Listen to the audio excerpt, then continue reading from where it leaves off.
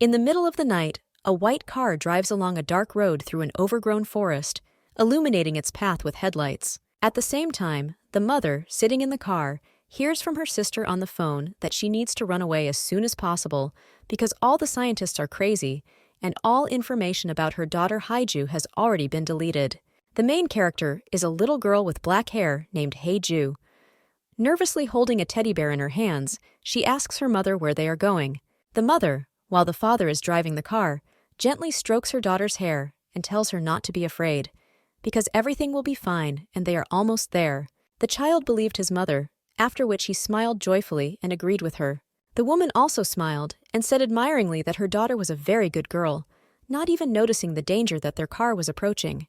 The family's car collided with a tree, after which, when the father lost control, the vehicle left the road and flew down. Waking up after an indefinite period of time, the main character, although having received a serious head injury, regained consciousness, and the first thing she did was call her mother. But Haiju was horrified when she saw her parents. Both were lying unconscious with their airbags deployed, their hands covered in blood. The girl cried long and loudly, asking her mother to answer her at least something, but suddenly she froze because she saw something frightening. The main character jumped out of bed and screamed at how terrible her dream was. But at the same moment, she realized that everything was in order and calmed down, because these terrible events that she was dreaming about once again were already in the past. The grown-up Haiju wanted to pet the teddy bear that was with her on the day of the accident, when suddenly the alarm clock went off. Before the girl had time to pick up the phone, a certain lady began banging on the door, irritably shouting for her to quickly turn off her alarm clock. The embarrassed heroine, turning off the sound that so irritated her roommate named Linda, apologized. She sighed with relief when, after her words, no one entered the room and became no longer angry with her. After taking a shower, Haiju looked into her closet of clothes. The house she lives in has 2 rules. The heroine looked at the clothes, choosing an image for herself. The first rule is to always obey Mrs. Merrill, and the second is to never spite her daughter Linda. Completing her look with a light beige sweater, the heroine wondered what the point was for her to worry about it. Going down the stairs, she thinks that she herself does not like this humiliating life, but she has no other choice because she has a secret that she must keep. The girl passes by the TV, where it is notified that yesterday at dawn, the villain Jeffrey and 2 of his men attacked the New York branch of the Chait Bank. Suddenly, the protagonist turned around when the news announcer added that the thieves' luck was not on their side because the hero James was nearby.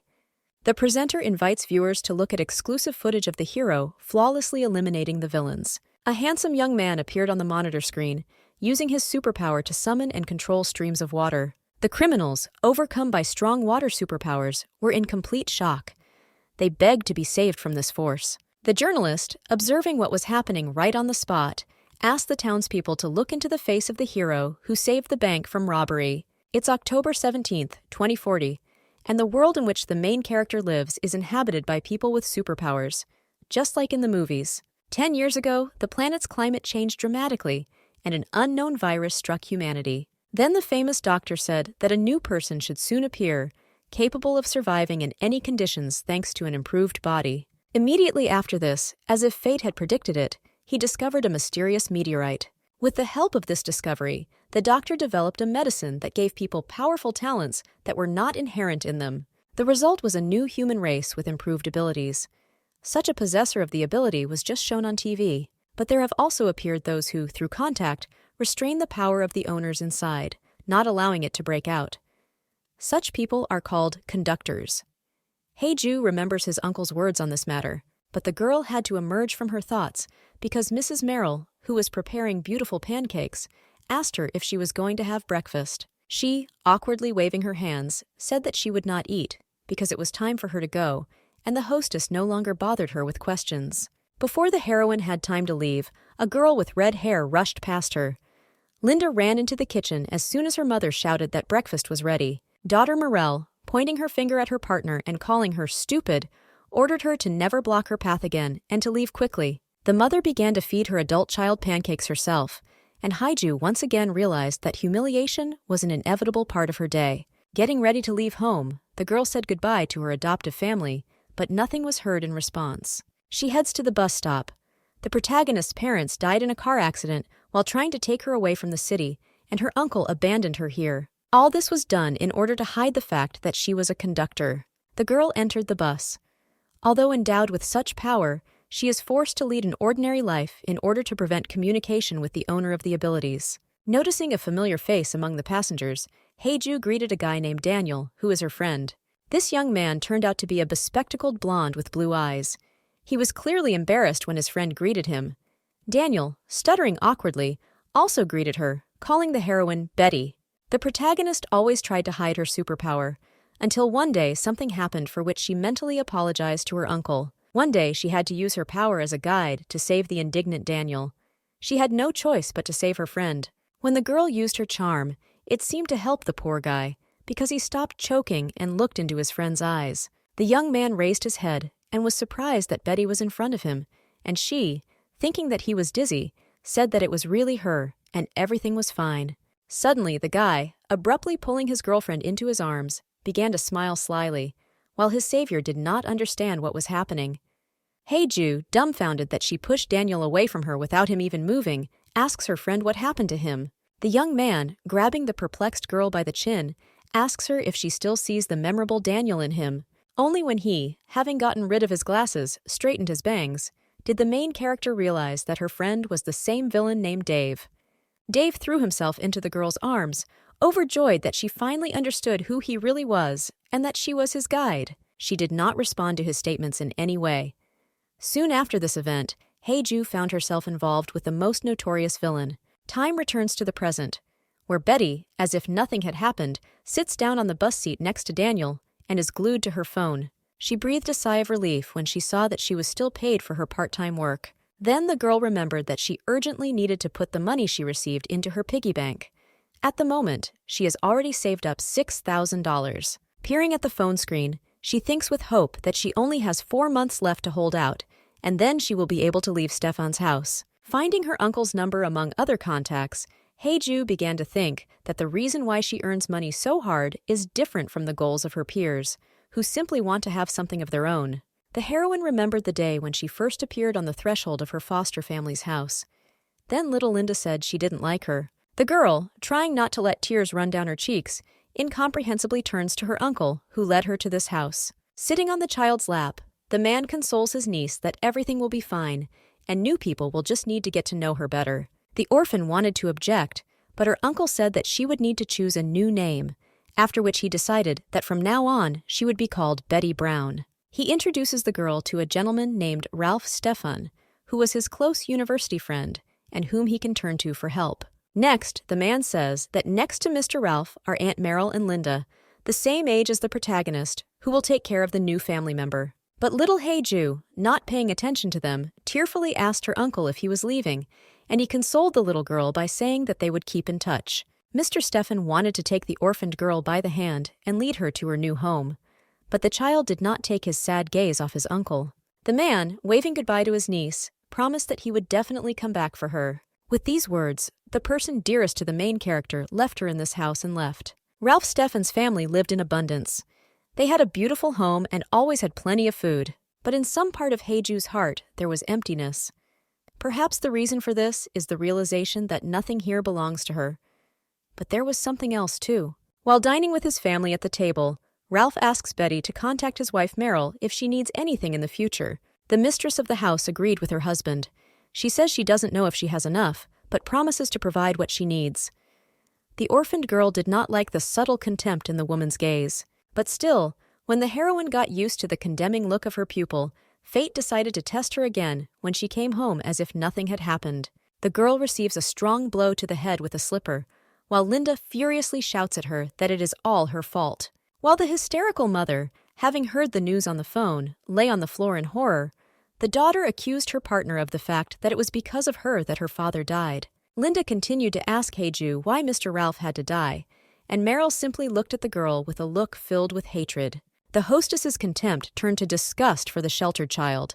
The woman, calling the girl a pathetic nonentity, ordered her to get out of their house. Betty, riding the bus, looks through messages from her uncle, where he says that he will return to America next month and invites his niece to live together. Taking the phone away from her eyes, she realizes that after these messages sent yesterday, he stopped contacting her.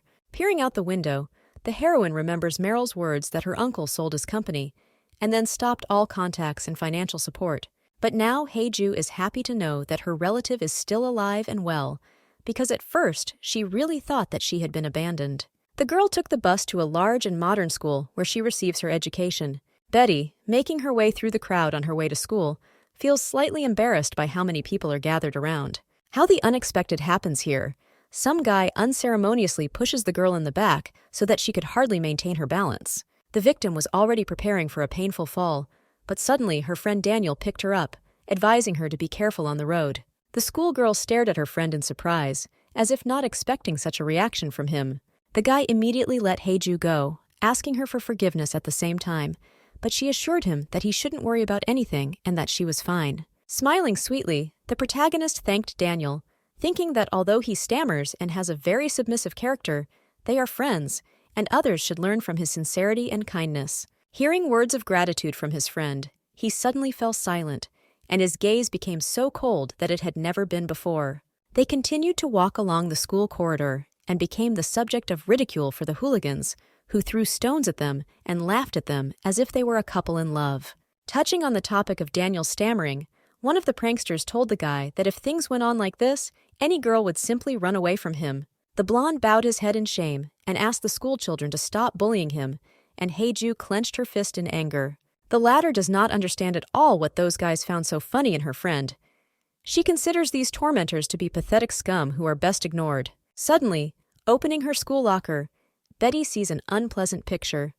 Among her books, there is a carton of milk, the contents of which have spilled everywhere. The girl screamed from horror and the sharp, unpleasant smell, while the milk continued to flow down the shelves. Trying to save her things from getting wet, she continues to listen to mocking indignation from the crowd of schoolchildren, saying that she did not tidy up after herself. Next to the hooligan, who was indignant that the stench from the locker was staining him too, was Linda herself. She watched what was happening with a smile. The heroine did not react in any way to the actions of the bullies. She thinks that it all doesn't matter, and she just needs to come to terms with it, because soon it will all be over. Graduation is already around the corner. Suddenly, one nuance made the girl fall into a stupor. Everyone around suddenly became suspiciously quiet. Deciding to look around to understand what was going on, she notices a handsome guy next to her, who stopped right next to her. Noticing the schoolgirl's gaze on himself, the guy turned his gaze to her. The protagonist felt embarrassed, and was even more surprised when their eyes met. The young man wanted to calmly greet the girl, but she suddenly put a book in front of her face, because she recognized the hero of James in the man. James asked the stranger if she was okay, and Hae-ju, without showing her face, nervously replied that she was fine and did not need help. The hero noticed that the book she was holding was soaked in milk, but when he wanted to offer his help, Betty said that she would figure it out herself. Worried that the bell might ring very soon, the main character rushed away from the guy so that he could not look her in the face. The young man did not want to say goodbye to his new acquaintance, but she quickly got lost among the crowd of students who were delighted with the appearance of James's hero. The guy was surprised at how quickly Hae-ju ran away from him, while one of his fans admired the fact that he turned out to be even more handsome in reality. A man in a business suit asked Mr. James to quickly follow him, and the celebrity immediately complied with his request. The hero remembers how beautifully the protagonist's hair developed when she timidly said goodbye and ran away from him. Following the assistant, the guy suddenly stopped and turned around thoughtfully, and the businessman asked him what happened. James awkwardly replied that nothing had happened, and he was probably just mistaken. At this time, the main character, catching her breath in the bathroom, cannot believe that she met this famous man at school, who, moreover, was her old acquaintance, whose name was Lee Seung-hyun. A few minutes later, the bell rang, and the lesson began for the girls' classmates. The teacher explained the topic as usual, and the students listened to him. But then the silence is interrupted by Betty Brown, who hastily burst into the office because she was late. The students began to laugh at the late arrival, and the teacher, as if not surprised by this, asked the girl if she knew what time the lesson started. She, having asked for forgiveness, sat down next to Daniel, and the teacher decided to turn a blind eye to this, asking the schoolgirl not to be late for lessons anymore. Daniel, as always, with some embarrassment, asked his friend if she was okay. Betty, smiling shyly, replied that she was fine, and there was no need to worry. While the teacher was giving a lecture, the protagonist overheard an interesting conversation among classmates about the fact that the hero James was transferring to their school. Someone else's conversation interested her very much. She hears how one gossip doubts that such a celebrity is being transferred to their outback. The girl was thoughtfully scribbling in her notebook when another gossip assured that it was the hero James that he saw at school today. Hae-ju quickly realized that the day before she had run into that guy in the hallway because he was transferring to her school. The student became nervous that if James studied with her at the same school, they might cross paths again, and perhaps he would recognize her as his friend Seo Hae-ju, and that she was a guide. Suddenly, the teacher, who didn't like Betty's thoughtfulness, asked her to read aloud the third paragraph on the current page. But the schoolgirl hesitated because her textbook was soaked through and the letters were completely unreadable. Suddenly, Danielle, her deskmate, puts his textbook on her friend with lightning speed so that she can get out of her predicament. Stunned, Hae-ju looked for a long time, first at the book, then at her friend, until the teacher hinted to her to start reading quickly. Having asked for forgiveness, she began to read out the required text, wondering in her thoughts whether Daniel had always had such an amazingly fast reaction speed. When the break came, all the school students began to learn from each other about the hero James and whether anyone had accidentally met him on their way. The heroine, as usual, leaving the school, is amazed that the whole school does nothing but discuss James all day. Having boarded the bus, she hears the girls talking about how James is the only hero who does not have a guide, and according to rumors, he is on pills. The narrator says that because of this, his pain will increase as his abilities increase. She added that his life expectancy would also be shortened. The gossip's friend said that she wouldn't mind becoming his guide and staying with him, but another asked her friend not to talk nonsense. From what she heard, the schoolgirl concludes that, if you think about it, the hero James still hasn't found himself a guide. In the world Betty lives in, S-class heroes have power close to the realm of the gods, but they have one weakness. This weakness is that if they suddenly lose control of their abilities, they will go into a state of frenzy. There are medications that can prevent this, but they do not relieve the pain. In other words, if James does not have a guide, then there is no doubt he is slowly dying. Finding his guide will not be easy for him unless some miracle happens. Hae-ju thought about whether a miracle could happen. She cannot be his guide because she is disgusted by the very fact that she was born this way. She has no parents, her real name, Seo Hae-ju, was taken away from her, and all this because she must conceal the power of a guide within herself. However, some part of the main character still wants to believe that James will survive. Perhaps the reason was that he was her friend named Seung-hyun. The girl remembers her uncle's words that no one should find out about her secret, and that she should not trust the government, otherwise things will only get worse. The student closed her eyes, telling herself that she was now an ordinary schoolgirl Betty Brown, and Seo Hae-ju, who knew Lee Seung-hyun, no longer existed.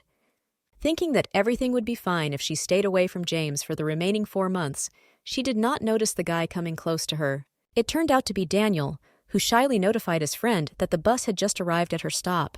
The girl, looking at the view from the window and making sure that this was really the case, was surprised and thanked her friend for the hint. She quickly ran out of the bus, apologizing to the driver for her carelessness. But then the heroine turned around because she remembered that she needed to thank Daniel for lending her his textbook that time. However, Betty fell into a stupor when she saw her friend behind her, who for some reason also got off at her stop. Hae-ju asked the guy why he came out here, and the guy, who for some reason didn't want to leave his girlfriend alone, awkwardly replied that he still had some business to do in the city, which surprised the heroine. Looking at her wristwatch, the protagonist realized that there were 10 minutes left before the start of her shift at her part-time job, and the road to the cafe took about 8 minutes. Imagining how angry the boss would be because she was late, and how he would fine her for it, the schoolgirl sighed because she could not do anything. After waving goodbye to her friend, Betty said that she would already go about her business because she was late for work.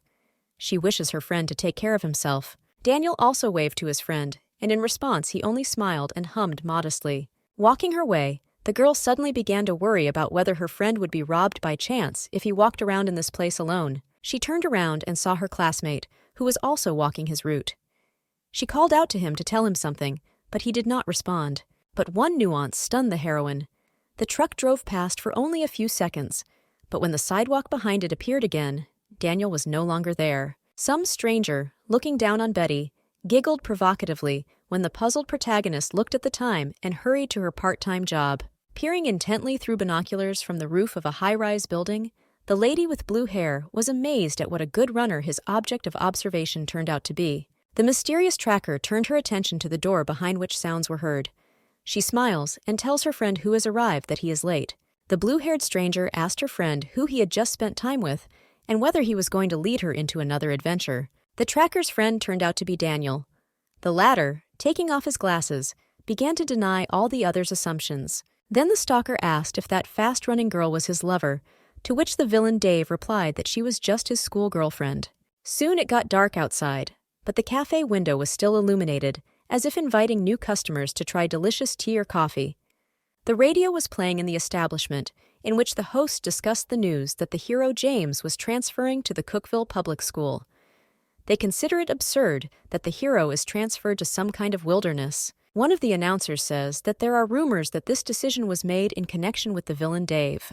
Heiju did her job as a barista, while the hosts marveled that evil Dave was probably hiding out in Cookville, even though he hadn't been heard from in a long time. While the radio host suggested that Dave might already be dead because he did not have his own guide, Betty greeted a client who entered the cafe. But, looking into the face of the new visitor, the girl could not contain the surprise that appeared on her face. Her client turned out to be Mr. James himself, who, recognizing a familiar face in the consultant, asked if they had seen each other at school this morning. In her thoughts, amazed that she seemed to have nowhere to escape from this guy, Heiju decided to ignore his question and ask what he would order. The young man thought for a moment, but then asked the barista to make him one latte. The worker began preparing the drink, but felt uncomfortable with James staring at her, and the cafe was quieter than usual. Soon the girl brought the guy his order. He thanked her, after which he repeated his question about whether he had seen her a few hours earlier. The heroine, resigned to the fact that she would still have to answer the hero's question, replied that everything was so. James, giving his friend his kind look, asked her if everything ended well the time he helped her. The barista was amazed at the young man's gentleness. She noticed that Seung-hyun, whom she had known for a long time, remained just as kind-hearted. Betty wanted to ask something, but he started talking about how he might be distracting her from work, although he admits that she reminds him of someone. The heroine pretended not to understand what he was talking about, although she wondered if James was accidentally talking about her. Suddenly, a group of new customers entered the establishment, and Heiju greeted them, and the hero quickly put his cap on his head.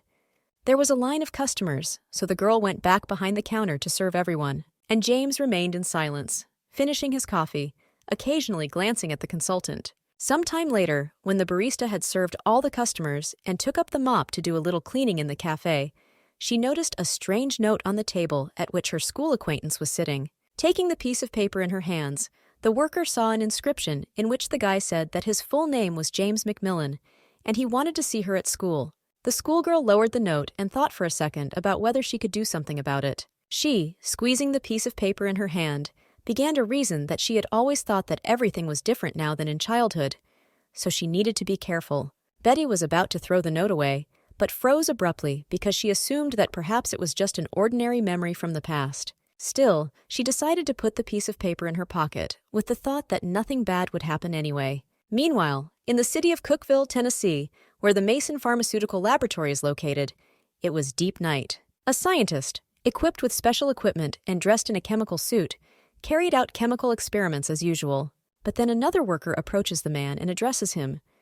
The scientist turned around sharply and scolded his partner for frightening him greatly. The chemist also asked his friend to be more careful, and he, apologizing, asked him if he had spilled anything. Returning to his work, the scientist added that if they made even the slightest mistake, then it would be the end for both of them.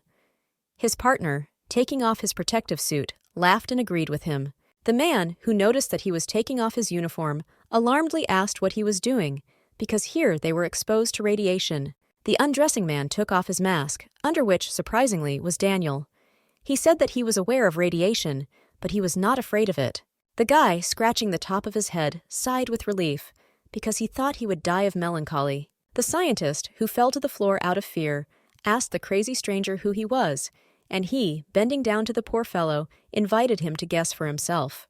With horror in his eyes, the worker, guessing, asked the blonde if he was the same villain Dave. The guy smiled gently and said that he had hit the nail on the head, and he was very pleased to meet him. Suddenly, the scientist, no longer paying attention to the criminal, began to crawl under the table to press the emergency button. The unfortunate man managed to press the rescue button, but it did nothing. The alarm did not work, which caused the man even greater panic. Daniel, taking off his gloves, is surprised that he has come this far without taking any action, and that this arrangement of affairs is no good. Having taken off his entire protective suit, he menacingly approached the scientist's face, saying that if he wants to live, he must answer all his questions. The next day, sitting in class, the main character is surprised that her old friend James transferred to her school. She ran into him in a cafe and has also been sitting at the same desk with him since the morning. She remembers how the teacher told the guy to sit next to her because it was free. The girl hopes that the daytime classes will be different. Hae-ju stood up decisively from her desk, thinking that she needed to leave unnoticed before lunch began. Suddenly, the hero, extending his hand to his acquaintance, formally introduced himself to her, making excuses that he did not have a chance to greet her because of the turmoil. The girl, in response, extended her hand for a handshake, but wondered if she could become James's guide if something went wrong. But then she pulled her hand back and introduced herself just like that. She believes that if there is even a slight risk, then the slightest contact should not be allowed. The guy smiled, and the students watching the couple were amazed that Betty did not accept the handshake of such a beautiful celebrity. The heroine lowered her gaze in embarrassment, not understanding why the atmosphere around her had changed so much, when suddenly James says something that leaves his girlfriend stupefied. He invites her to have lunch with him if she doesn't have any plans for today. The schoolgirl, in bewilderment, asked him to repeat the question, and he, moving a little closer to the lady, again invited her to have lunch together. Hae-ju thought about whether the hero himself understood what he had just said, and how she could politely refuse, because she did not want to attract unnecessary attention. Before she had time to tell her friend that she wanted to be alone today, a joyful Linda suddenly ran into her arms. With a frightening emotion on her face, the girl asks her partner if she forgot that she was going to have lunch with her today. Betty looked at her friend in bewilderment, and she, as if reminding her, said that they discussed this morning, and she herself suggested having lunch. While Linda is surprised that her friend has already forgotten about her promise, the heroine, appreciating the way her roommate grabbed her arms in her arms, began to think about what she was up to. Hae-ju admitted that it had slipped her mind, and her roommate said that this happens, then asked if she was going to lunch with her friend. James, realizing that Linda meant him, smiled and greeted her. The red-haired girl also introduced herself to the handsome man, and the protagonist felt slightly uncomfortable. Linda, having introduced her 3 friends to the heroine and James, asked if they could join their planned dinner. One of the friends, awkwardly grabbing Betty's arm, greeted the celebrity with a sparkling smile. While Hae-ju was sadly wondering what was happening to her classmates today, one of the students hinted to her that her friend was approaching. Daniel entered the office, adjusting his glasses and stuttering over every word, and shyly greeted everyone. Betty also wanted to say hello to her best friend, but her roommate's friend grabbed her hand so tightly that she was surprised out loud by this. But suddenly, Linda asked Daniel if he wanted to go to lunch with them, and the heroine wanted to dissuade her friend because she could not drag him into this. But then the unexpected happens. The shy guy says he would be happy to join them and wouldn't mind having lunch with them. The main character was greatly discouraged by this, and Linda's 2 twin friends who stood behind her were also surprised by this, and suggested that he made such a decision only because of his close friend. Linda laughed loudly and asked the girls not to be fools. She asked everyone to quickly go to lunch. At this time, James, extending his hand to Daniel in greeting with the hope of a handshake, introduced himself and said that he was pleased to meet him. The protagonist, looking at her best friend, wondered if he had always been so tall. Then suddenly, Linda intervenes in the conversation between the 2 guys, who advises James to avoid shaking hands with Daniel because he is not tactile. The hero removed his hand and said that he didn't know and asked for forgiveness if he offended him in any way, and he, awkwardly shaking his head to the sides, said that everything was fine. The celebrity suggested that he and Betty were close, which Daniel seemed a little wary of. Linda again mixed in the dialogue. She says that these 2 are always together, after which she suggests they hurry to the cafeteria, because the break will end soon. Evil Dave never said a word. He simply glared at the student who had recently transferred to their school with his cold gaze. A couple of minutes later, the company, including the main character, Daniel, James, Linda, and her friends, were already spending time together at the table. Hae-ju, wondering how she ended up here in the first place, opened her pre-prepared snack. The hero, who noticed the girl had a sandwich, asked her if she always carries bread with her, to which she replied that this is so. Linda said that her partner is very picky about food. She thinks it's better to eat a balanced diet, but her friend only eats sandwiches, which makes her and her mom very worried. The girl suggested that Betty eat a little salad, but the latter is mentally amazed that the meaning of the word worry has changed dramatically without her knowledge. James asked Linda if it was true that she was close with Hae-ju, to which she replied that they were almost like sisters because they grew up under the same roof. The young man was surprised by this, and the student added that they were almost like a family. The protagonist herself finished her lunch without saying a word. Suddenly, the hero admits that you can't even say that they are close, let alone family.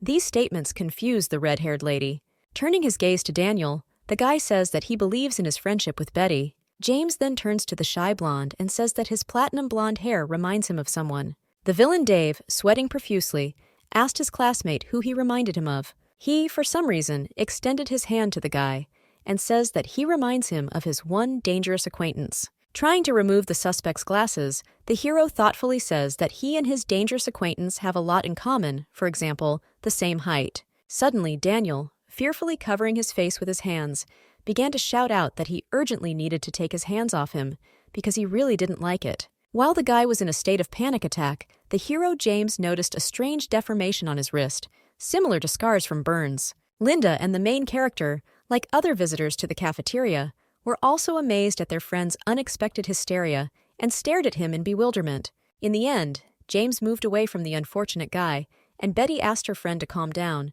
because nothing terrible had happened. Addressing the celebrity, Hae-ju angrily asks what he was thinking when he extended his hand to such a shy student because he knows that this guy does not like to be touched. The hero apologized to her and said that it seemed to him that Daniel really was his acquaintance, but the girl said that it was not her who needed to ask for forgiveness. After realizing his mistake, James told the victim that he was very sorry for this and asked him to forgive him. Daniel says that everything is fine with him now and he will accept his apology because that's what his mother always tells him. The young man was slightly embarrassed, but smilingly thanked his classmate for forgiving him. He sat down in his seat, after which Linda, chuckling, said that now the atmosphere had become somewhat tense. The girl tells Daniel that he didn't have to spoil everyone's mood, then asked Betty if she had any sandwiches left, to which she said that she was full. The main character thought that she should have stood her ground and not allowed her shy friend to go with them. Now she feels guilty. She frowned and looked down, really hoping that this damn lunch would end soon. At this time, James, who was talking to someone on the phone, received a certain task that he should start right now. Having finished the telephone conversation, the guy tells the group of friends that he has urgent matters and needs to go. The protagonist smiled sweetly and said that he could leave before everyone else without any problems. Glancing at Daniel, the hero once again asked him for forgiveness for today, after which he told his friends that he would see them next time. As soon as the handsome guy in the whole school left, Linda grabbed her head in irritation and hissed through her teeth about how much everything infuriates her. She stood up, angry that she couldn't get James's number. Her friend consoles her that they will see each other again. Pointing her finger at her partner, the girl gives her a threatening warning. If she hangs around that handsome guy, then she better be prepared for the worst. Betty didn't like her foster sister's threats and said that she never hung around that guy and didn't intend to. But Linda, quickly leaving her competitor alone, expressed her hope that she would keep her promise. Hae-ju decided to turn to her shy friend and said that she was very sorry, then asked him if he was okay. Suddenly, Daniel, raising his face to his friend, who was so calm as if nothing had happened before, asked her if she was okay. Betty was so taken aback by such a surprise that she asked the guy to repeat the question in bewilderment. The blonde advised his friend to be careful because Linda seemed angry with her. The schoolgirl agreed with him, saying that everything would be fine, and her roommate wouldn't do anything to her anyway. The girl and guy got up from their seats because it was time for them to go to class. Time flew quickly, and a whole week had already passed for the heroine. Contrary to what she told Daniel, her life is full of daily hassles. Hero James began to stop by the cafe where she works every day and ask her to make espresso to go, as if she were stamping his attendance register. This guy became such a frequent guest for her that, as soon as he arrived, she herself guessed that he would order himself an espresso as usual. But one day, Linda came into the cafe, and she also began to notice that her pet began to often come to work with her foster sister. The protagonist's memory flashes back to a recent event where she furiously asked her roommate why she threw her things in the trash. An embittered girl came to her sister with her torn teddy bear, which was very dear to her, and which also turned out to be thrown away. Linda stated that out of pity, she decided to throw the garbage out of the house because it was busy. Sassy asks Hae-ju not to thank her for her mercy. The main character wanted to start screaming again, But then the owner Meryl comes down the stairs and asks the children what happened. The daughter, running up to her mother, snottily started talking about how she had simply cleaned Betty's room, but she suddenly went too far and got angry with her. The orphan wanted to object that this was not the reason why she was angry, but the woman asked her to be silent. The mother calmly asked her adopted daughter to stop screaming and go to her room. Before leaving, the owner Meryl gave the girl her displeased look and hinted that it would be better if she were silent for at least a minute. The housewife and her daughter went upstairs together, but no one listened to the offended orphan. Time returns to the present, where Hye-ju, cleaning her establishment, is relieved that James did not come to see her today. Then the heroine realizes that her best friend Daniel also did not come to school today. She is worried that something might happen to him. Betty knows that his friend has never missed class before, and she suspects that the reason for his absenteeism is that he is being bullied more often. The cleaning lady was so angry at this guess that she mentally wished that all the hooligans would fall face down on the asphalt and break their noses. Picking up her mobile phone, she thought that if she had Daniel's number, she could call him and find out how he was feeling. Suddenly, at this moment, the girl's phone receives a call from her boss, whom she was slightly scared of. The employee had to immediately pick up the phone and listen to a new order from her boss. When it was late evening and Hye-ju finished her shift, she closed the doors of the cafe, but she was not going to rush home. Looking at the envelope with money in her hand, the schoolgirl sighs at the fact that she again has overtime work, because her boss asked her to urgently transfer all the proceeds to his bank account. Having put the proceeds in her pocket, she noticed that it was getting colder outside, so she decided to get everything over with as quickly as possible. But as soon as she began her journey, she noticed an ambulance. This surprised the lady because the car goes where she needs it. Having walked further, the main character saw an interesting picture. The police had blocked the road, and the accumulated crowd was gossiping that a certain villain had appeared. People also say that there used to be a simple amusement park on this site, but it was closed, and the pharmaceutical company Mason bought the site. While trying to squeeze through the crowd, Betty overhears one girl suggesting that this place was the company's research center. These words slightly confuse the worker. She knows that the Mason Company has developed a conduit drug, but she did not know about their laboratory in Cookville. Then Hye-ju's boss called and asked where she was. She replied that the police had blocked the road to the bank, so she would not be able to get there today. The man began to sharply and quickly interrogate his subordinate about what happened on the road, which is why the girl thought that he was drunk. Then the boss orders the schoolgirl to take the money with her and go to his pub, which is located very nearby, in an alley at the intersection. But when the schoolgirl wanted to invite the man to bring the money tomorrow, he unceremoniously hung up, without even bothering to listen to anything. While the protagonist was thinking that the area where the bar was located might be unsafe, and besides, she had money with her, so she needed to figure everything out quickly, someone was secretly watching her. Continuing her way to the boss, the employee thought about the fact that it became even more creepy because everyone had gathered to look at the scene of the incident. The main character wandered into a dark, narrow, gloomy alley from which an uncomfortable, frightening atmosphere emanated. Betty quickened her pace, wanting to get to the intersection as quickly as possible because fear was chilling her to the bone. But then she heard a strange sound behind her and stopped. Behind her there really was a certain stranger with a frightening look. As soon as the man called out to her, Hye-ju immediately rushed forward as quickly as she could, wondering what kind of man he was and since when he had been following her. When she decided to look back, she saw the stranger's palm reaching for her face and the man's delighted cry from the fact that she was caught. The criminal pushed the unfortunate woman against the wall and grabbed her by the jaw, while she asked to let her go and asked what he wanted from her. The bandit, sweating all over his face, ordered the victim to be quiet if he did not want to die and give him all the money, promising to let him go after that. Betty, trembling from the man's crazy gaze, alarmedly says that she has nothing with her and asks him to leave her alone. He, waving his hand at the poor fellow, called her a fool, after which he said that he heard that she took money with her that she could not deposit into the account. The schoolgirl was seriously angry when the attacker ordered her to give him all her money if she did not want trouble on her own head. Pushing the robber away and ordering him to leave, the girl began to run, thinking that she should under no circumstances lose her proceeds. The victim could well have carried out his escape plan, but suddenly the bandit grabs her by the hair, angrily shouting curses at her. Magically, the robber manages to strike the heroine on the head with his hand, causing her to fall to the ground with a shocked consciousness. Lying on the cold asphalt, the protagonist thinks that maybe she really is as unlucky as Linda said, because even the robber turned out to have a superpower.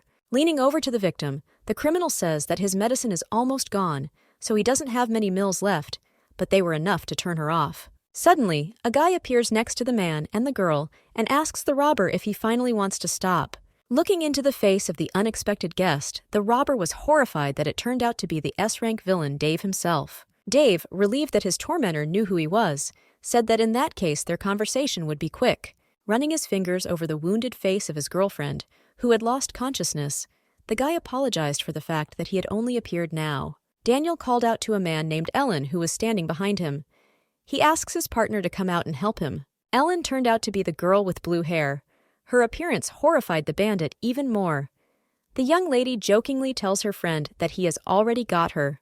Dave asked her to take the victim to the hospital and give all her money to him, which she began to do, throwing Betty on her shoulder. The villain was a little taken aback by his friend's insolence, so he asked her to be more gentle with his wounded classmate, to which she invited him to carry her himself. Then Daniel, trying to put on his face the sweetest emotion possible, once again tenderly and persistently asked his partner. Ellen was so frightened by this expression that she called the young man fucked up and said that if she didn't immediately run away from him, she would vomit. Dave sweetly waved goodbye to his friend, and the criminal, taking advantage of the fact that everyone had forgotten about him, wanted to quietly sneak away. But the man fails to carry out his plan because Daniel, using his superpower, stops him, offering to start a conversation. The robber was struck by blue fire, which was so hot that the martyr cried out in pain and begged the owner of the power to end his suffering. The villain, having weakened the fire, said that if he answered his questions correctly, he would think about sparing him, to which he happily agreed.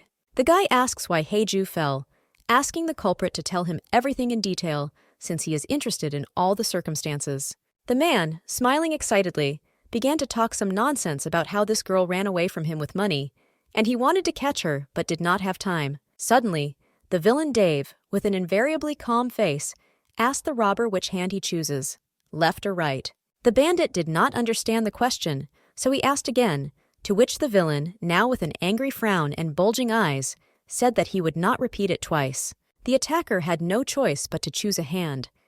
He named his left limb, after which a heartbreaking scream was heard in the area. Sometime later, while entering a bar, Daniel overhears a conversation between two men, where they discussed the recent fire at the Mason Company's research center.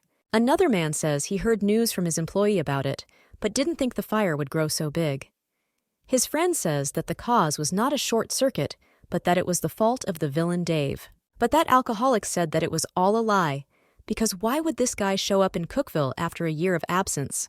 His friend says it's just a rumor, and the man continued to say that people made it up until he felt a stranger's hand on his shoulder. Tattletale raised his head and saw a handsome blond young man who greeted him and asked him if his name was Mike. He, embarrassed by the fact that the appearance of this guy scared him a little, said that yes, and that was his name. Taking out an envelope with money from his pocket, Daniel says that he came for a reason, but on business. Introducing himself as Betty's school friend, he hands her boss the money that she asked him to urgently give to him. Snatching the proceeds for himself, the man displeasedly says that she could have completed such an important task herself, but Dave says that she has important things to do. Looking at the boss Heiju, the villain thinks that he really is trash, asking a girl to come to such a place and sitting and getting drunk himself. Betty's best friend decides to go already, since he successfully brought the money, and the man says that he can go.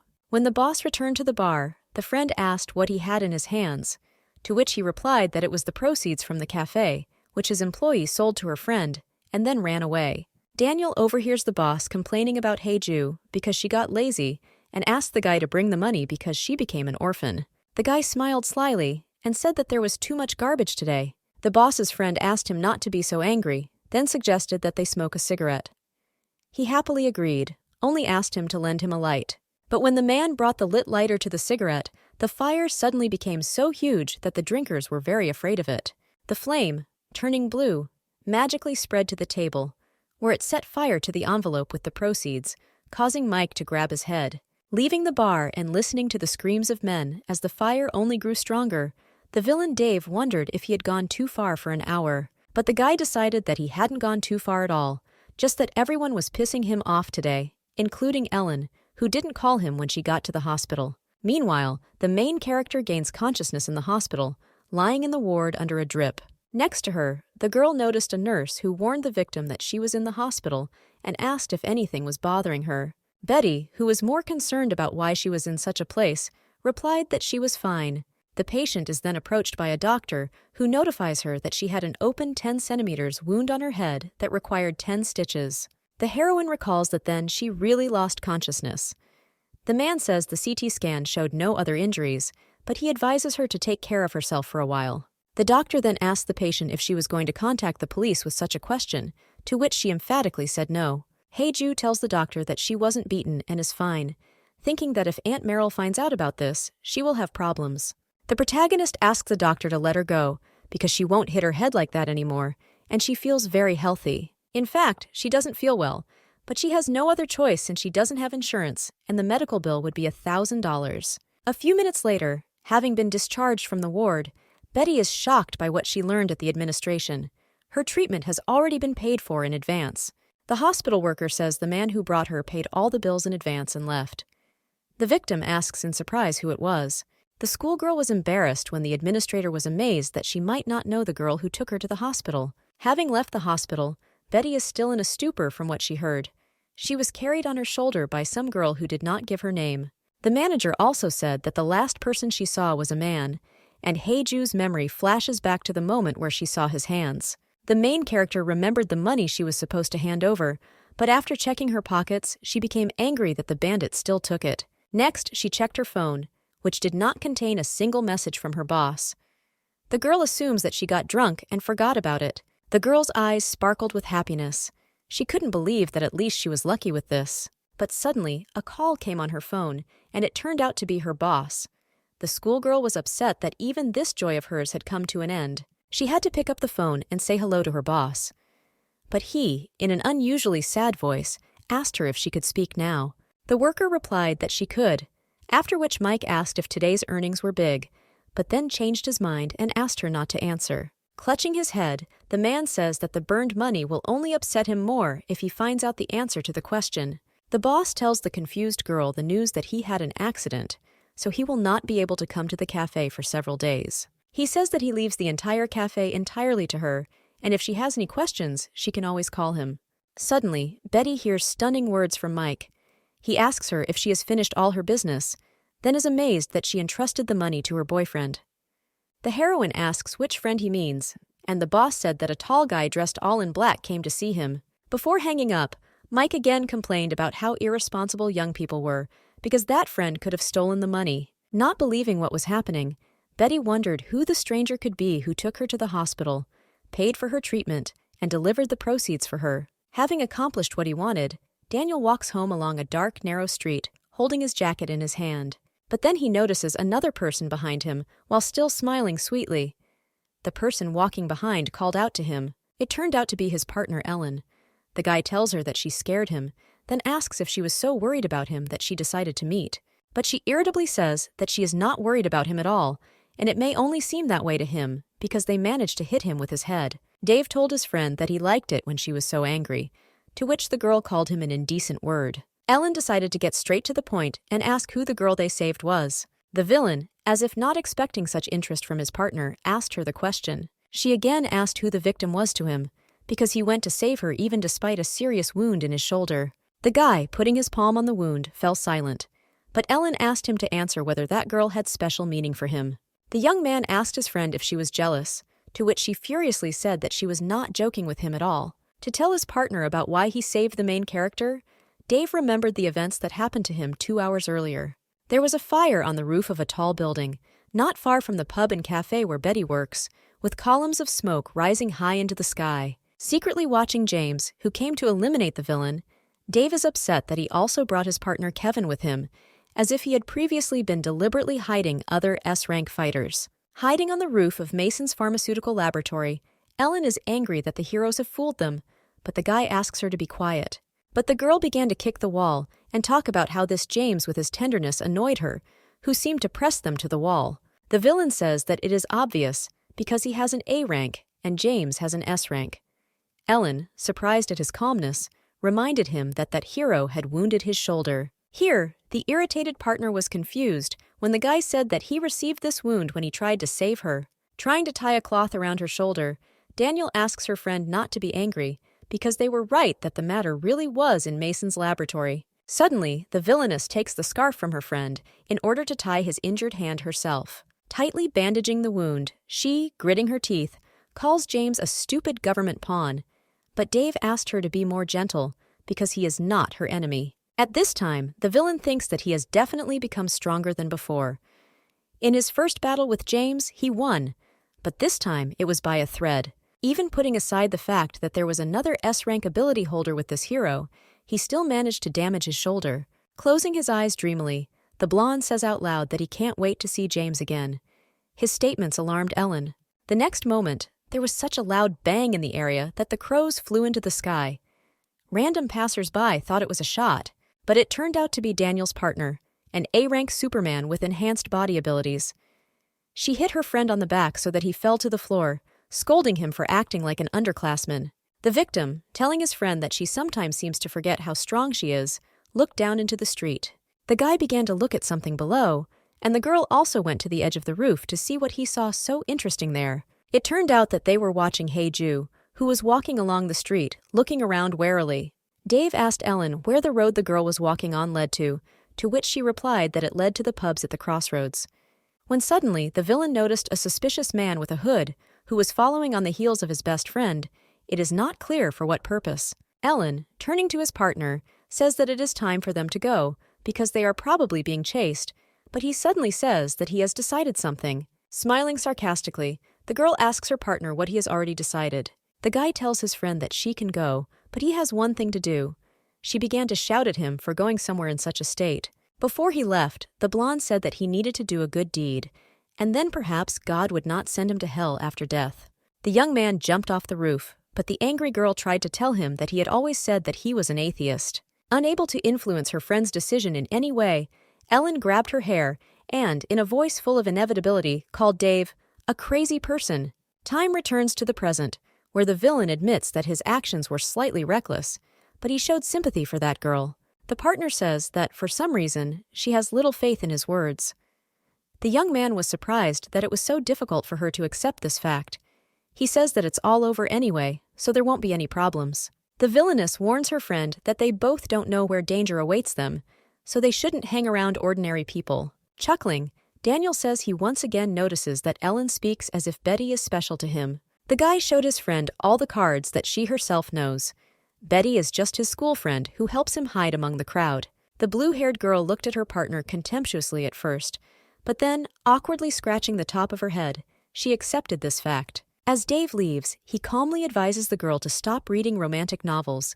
She angrily asks how he knew about this. Turning his sly glance at her, the villain said that he knew that in her room there was a whole collection of books in this genre. Dissatisfied, Ellen at first wanted to object, but then she admitted that he was right, but only because he behaved like a loser in love. The pouting villainess even walked away, angry that her friend was acting like crazy because of this. Dave agreed with her words, but added that he was definitely not in love with his best friend right now. But the next day he suddenly began to have doubts when Betty, sweetly tucking her hair behind her ear, thanks someone for saving her that time. The one she thanks turns out to be James, whose face clearly shows that he does not understand what the schoolgirl is saying. Observing this situation, Daniel, out of confusion, cannot contain the calm emotion on his face.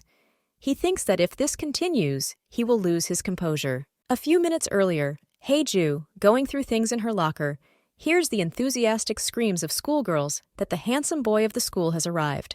Looking around, the girl really saw the hero James, who was surrounded by students who wanted to meet and talk with him. Looking at this guy, she remembers the boss's words that some tall young man dressed all in black brought him the money. The heroine deduces that this man is so good that he saved her from a superhuman robber, paid her medical bills, and gave her the proceeds. Betty was stunned by a sudden realization. Perhaps it was James who saved her that day. Suddenly, the hero himself approaches her and asks her to give him some time, because he wants to tell her something important.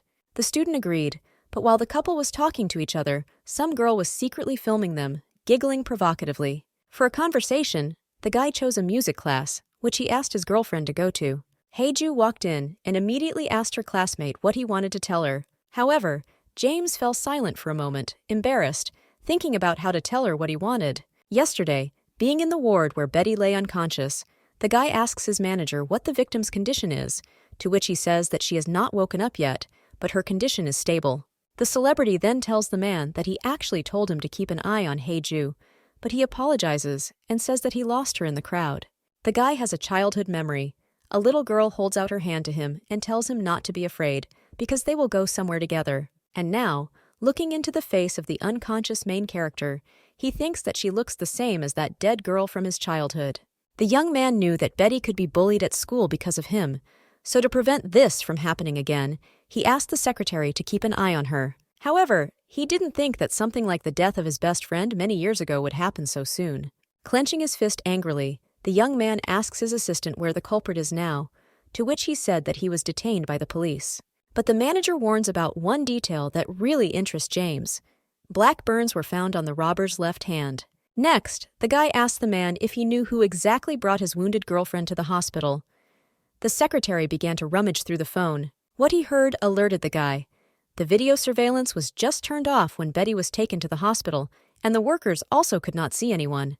The secretary says that according to the workers, they saw a suspicious person wearing a cap from under which blue hair was visible, and this person also had large brown eyes. James immediately guessed that he was talking about the villainous Ellen, and the burns on the criminal's body were probably the work of Dave. Looking at his friend, the young man is in the dark as to why the two villains helped Betty during the attack on the laboratory.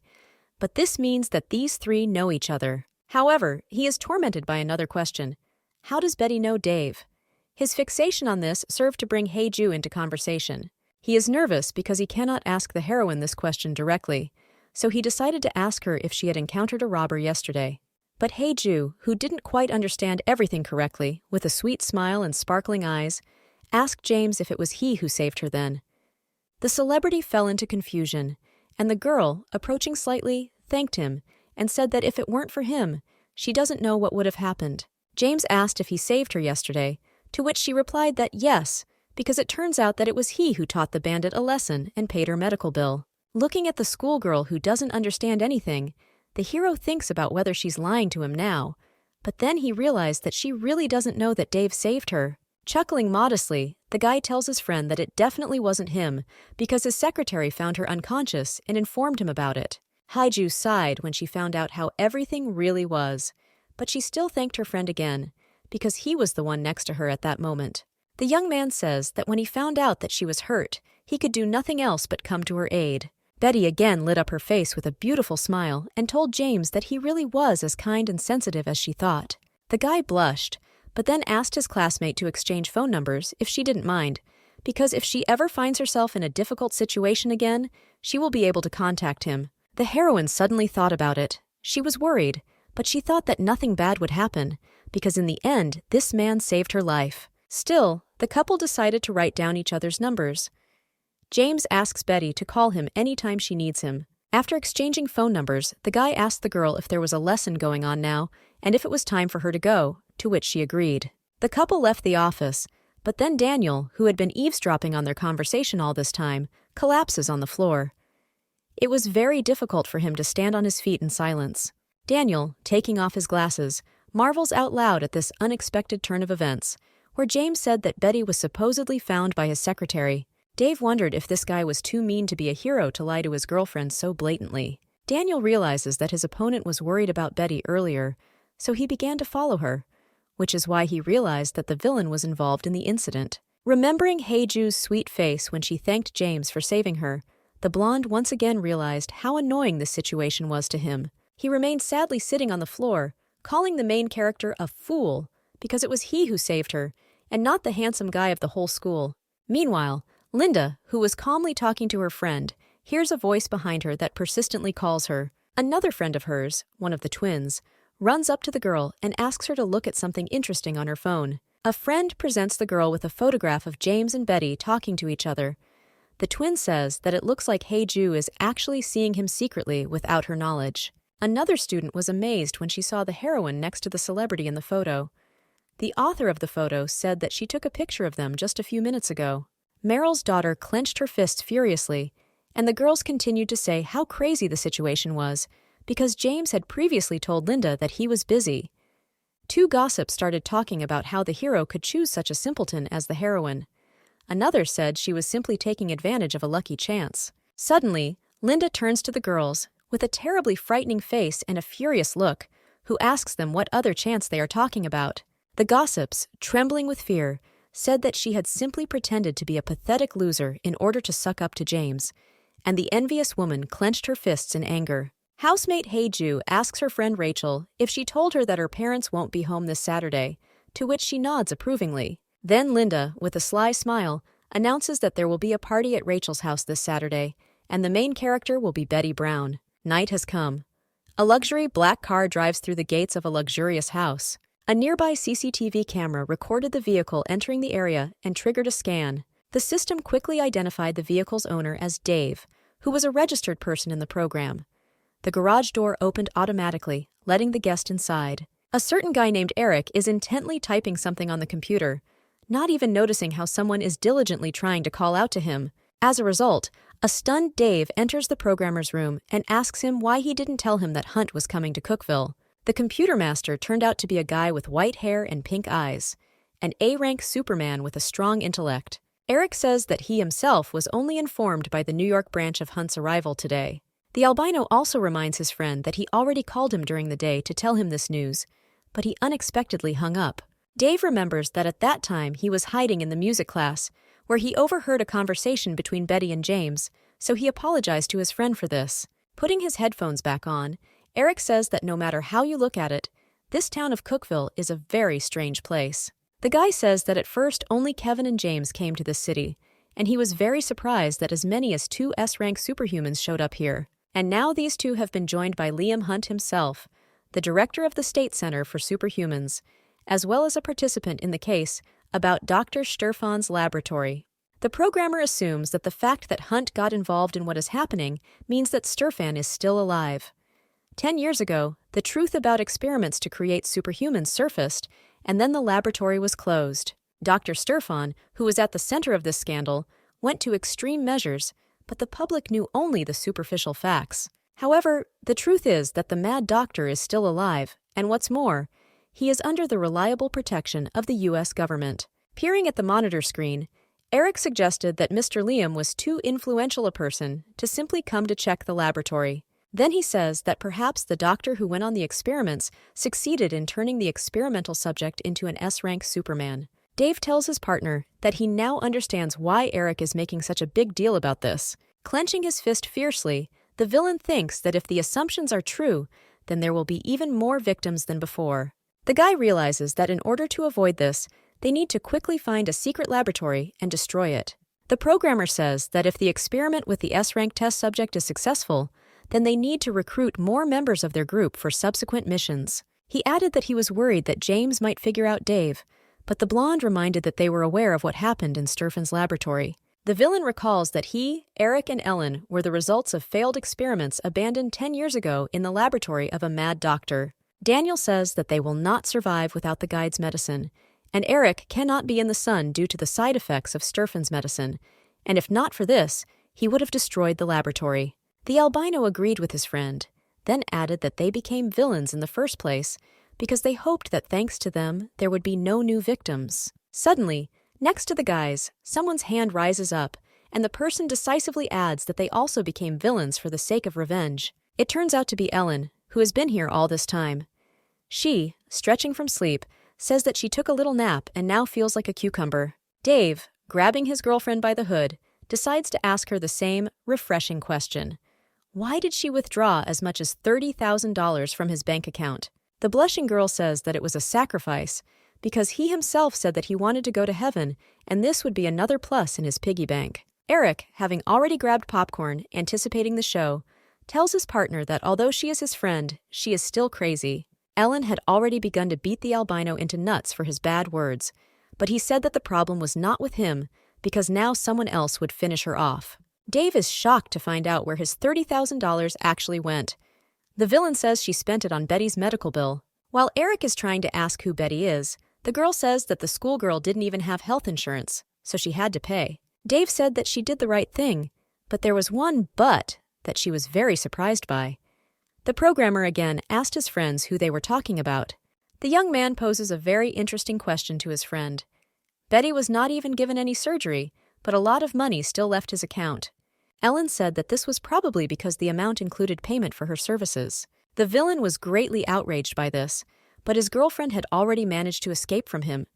He asked her to come back, but she shouted that it was not her fault because he already had a lot of money. Daniel then turned to an oblivious IT guy friend and asked him if it turned out that he had paid all of Hei-ju's medical bills. The blonde was glad that this James hadn't done anything for Betty, and Eric once again asked to explain who this girl was. At this time, the hero scratched his ears, because according to the superstition, when people talk about a person behind his back, his ears itch. The main character, having peeled off the patch on her forehead and peering at her reflection in the mirror, thinks about whether she will have a scar in this place. Then she decided to smile, but it didn't turn out as beautifully as she expected. Betty was upset that her smile looked strange, and that it turned out that clients saw her like that all the time.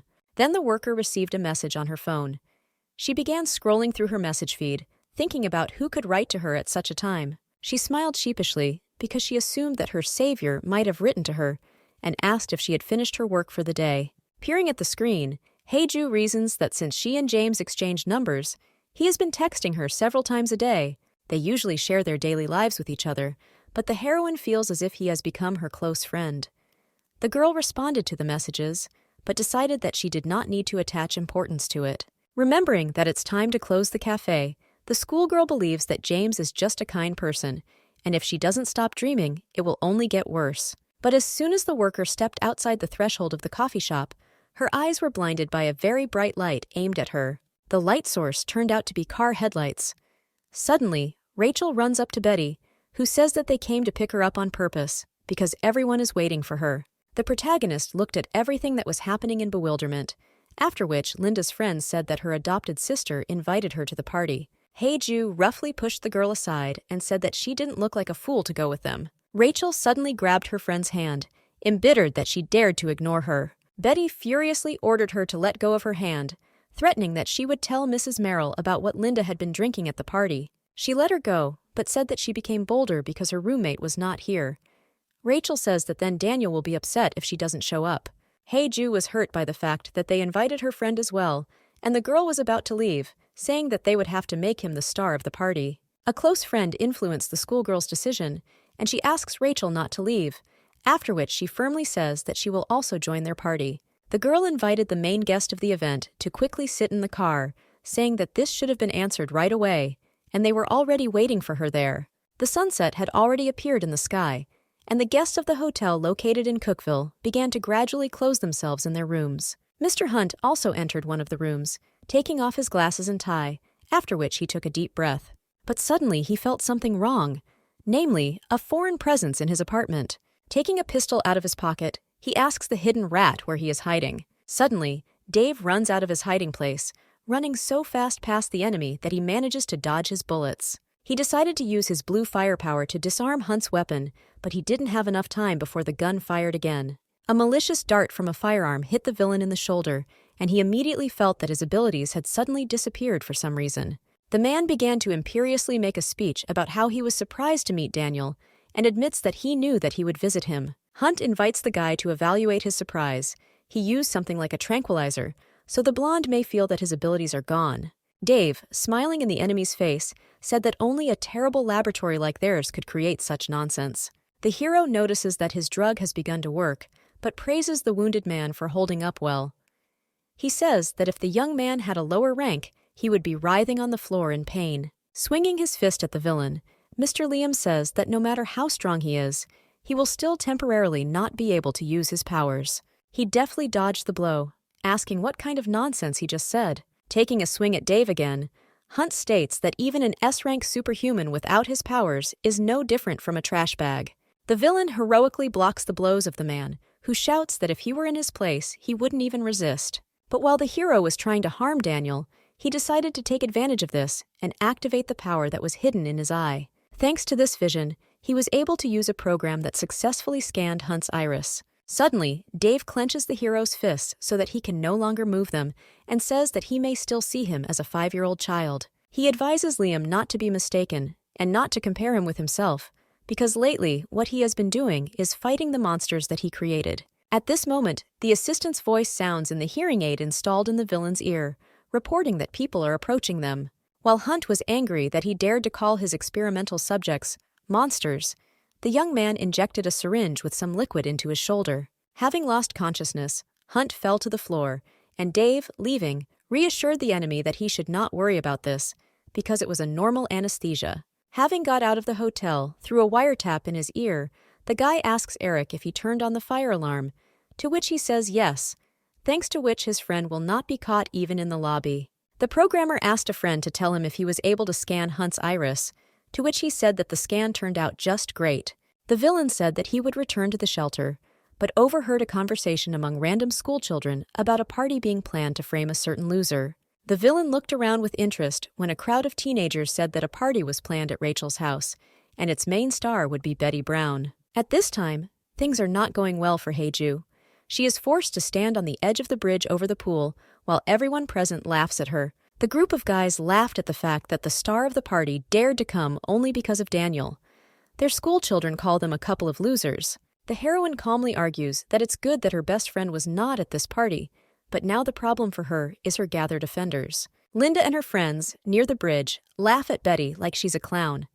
The first tells her roommate that now she especially hates her face. The girl is amazed and amused by the fact that the orphan, instead of shaking in front of her with fear, finds the courage to look her straight in the eyes. She, maintaining cool calm, asks her friend if she is tired of being bullied.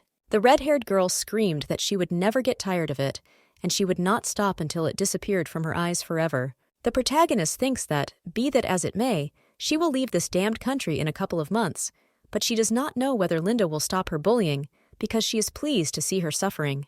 Clenching her fists in anger, the main character directly asks her hater why she doesn't like her so much and what she did to her. The hooligan, furious that she did not understand such simple things, replied that the whole problem was only in her existence. With striking malice in her eyes, Linda says that everything went downhill from the moment Betty appeared in their house, and her father died because of her. Haeju thought that if the cause of Uncle Stefan's death was committing a crime, then nothing would have changed if she had told the truth.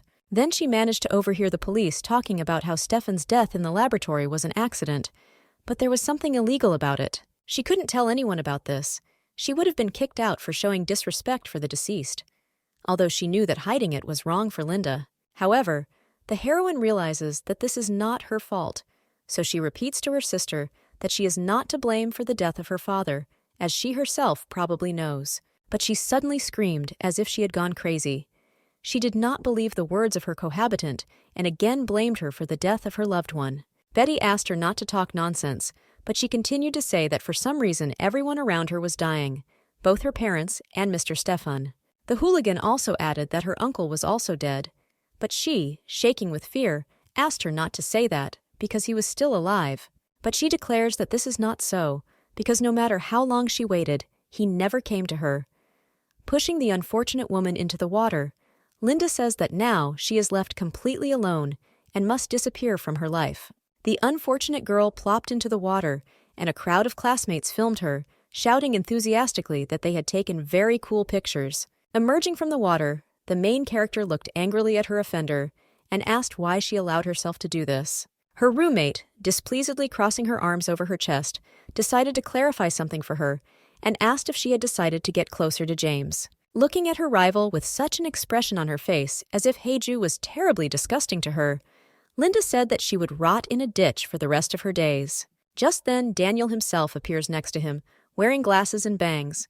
His unexpected appearance scared one guy so much that he jumped up. The wet girl was very surprised when she saw her best friend among the crowd.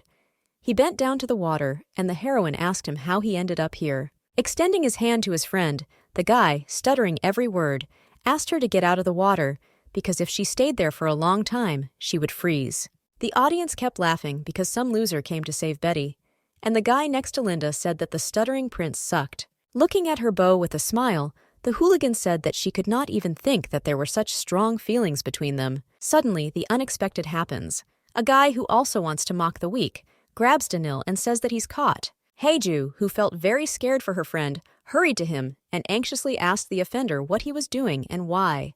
But then Linda intervenes, who orders her friend to stand there and not move, and if she doesn't listen and gets out of the water, they will drown Daniel too. Betty agreed to stand still as long as they didn't hurt her best friend. The red-haired antagonist, pleased with the beginning of the fun, asks her two friends named Rose and Royla to prepare the water hose for launch. The twins quickly prepared everything. Watching in horror as the girls prepare this thing, Haeju thinks that if only she were a superhuman, she wouldn't be so helpless. The main character at the moment really wants to believe that with one blow, she could kill all the bastards who offend her and Daniel. Suddenly, the incredible happens. A large, loud, fiery explosion occurs behind the protagonist. While stunned people began to put out the fire, which was supposedly caused by a short circuit, Betty wondered if she had caused the explosion.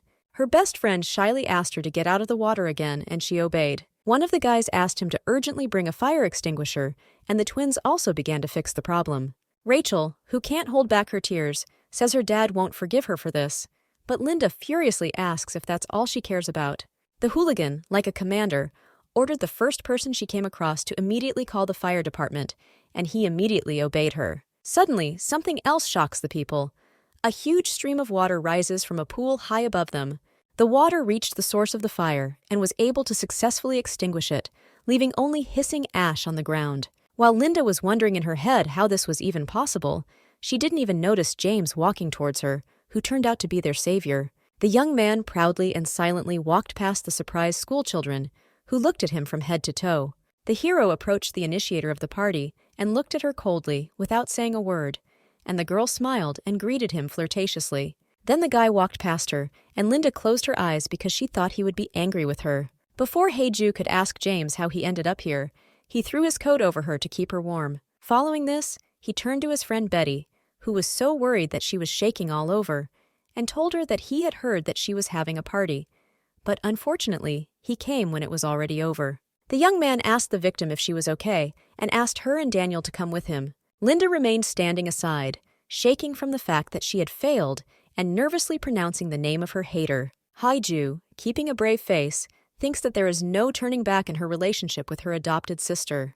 When the main character, Daniel and the Superman, walked a few meters away from the crowd, the latter noticed that the girl was trembling due to the cold. The brunette straightened his coat that his classmate was wearing and asked her if she was hurt, to which she replied that she just fell into the water. Betty smiled when James suggested that Linda would finally leave her alone. A moment emerges in the girl's memory where her roommate tells her that if she decides to put her in front of the school's handsome boy, she will greatly regret it.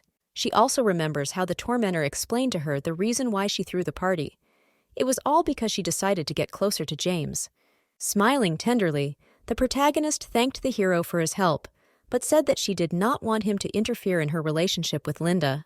The guy asked her for forgiveness and said that he did not want to offend her, then still offered her his help in this matter. But she assured him that nothing would work out, since she lives with this hooligan in the same house and wants everything to be calm. Betty, returning the guy's coat, thinks that she has been feeling nervous for quite some time, but now she believes that it is time for her to return from heaven to earth. After a while, after talking with James and returning home along a dark street, the main character asks Daniel if he needs to go in the other direction. He looked back awkwardly, as if remembering that he really needed to take a different path. But he decided not to immediately leave his friend, but, awkwardly stammering, asked if he could accompany her. Haeju smiled, and then told her friend that if he came to the party specifically to save her, then he doesn't need to do that anymore. The girl said that if bullies bullied Daniel, she would really start to think that she was bringing bad luck to people. She added that it sounded like nonsense, but she couldn't help it. Suddenly the guy, much more confident than usual, said that she did not bring him bad luck. Betty was a little embarrassed, but agreed with her friend. She shyly tugged at Daniel's sleeve and thanked him for such words. An indefinite amount of time passes. Dave, lying on the sofa in his refuge, plays with a ball. He throws it up, dreamily thinking about something. Eric turned to his thoughtful friend and asked him why he had been worrying about some girl for a whole week. The villain suddenly froze when the computer genius said that Ellen told him that he was suffering from matters of the heart. The lover was so surprised and forgotten that having thrown the ball, he forgot to catch it, so it fell on his face. The albino asked if he was okay. He answered that yes, and Eric laughed, because he even got punched in the face because of his feelings. He asked if he really suffered so much because of love, but an awkward silence suddenly arose between the men, in which none of them even moved. The programmer worriedly asked his friend why he was silent, and Dave, waving his hand, said that his own head was already being torn to pieces. The villain again plunged into his dreams.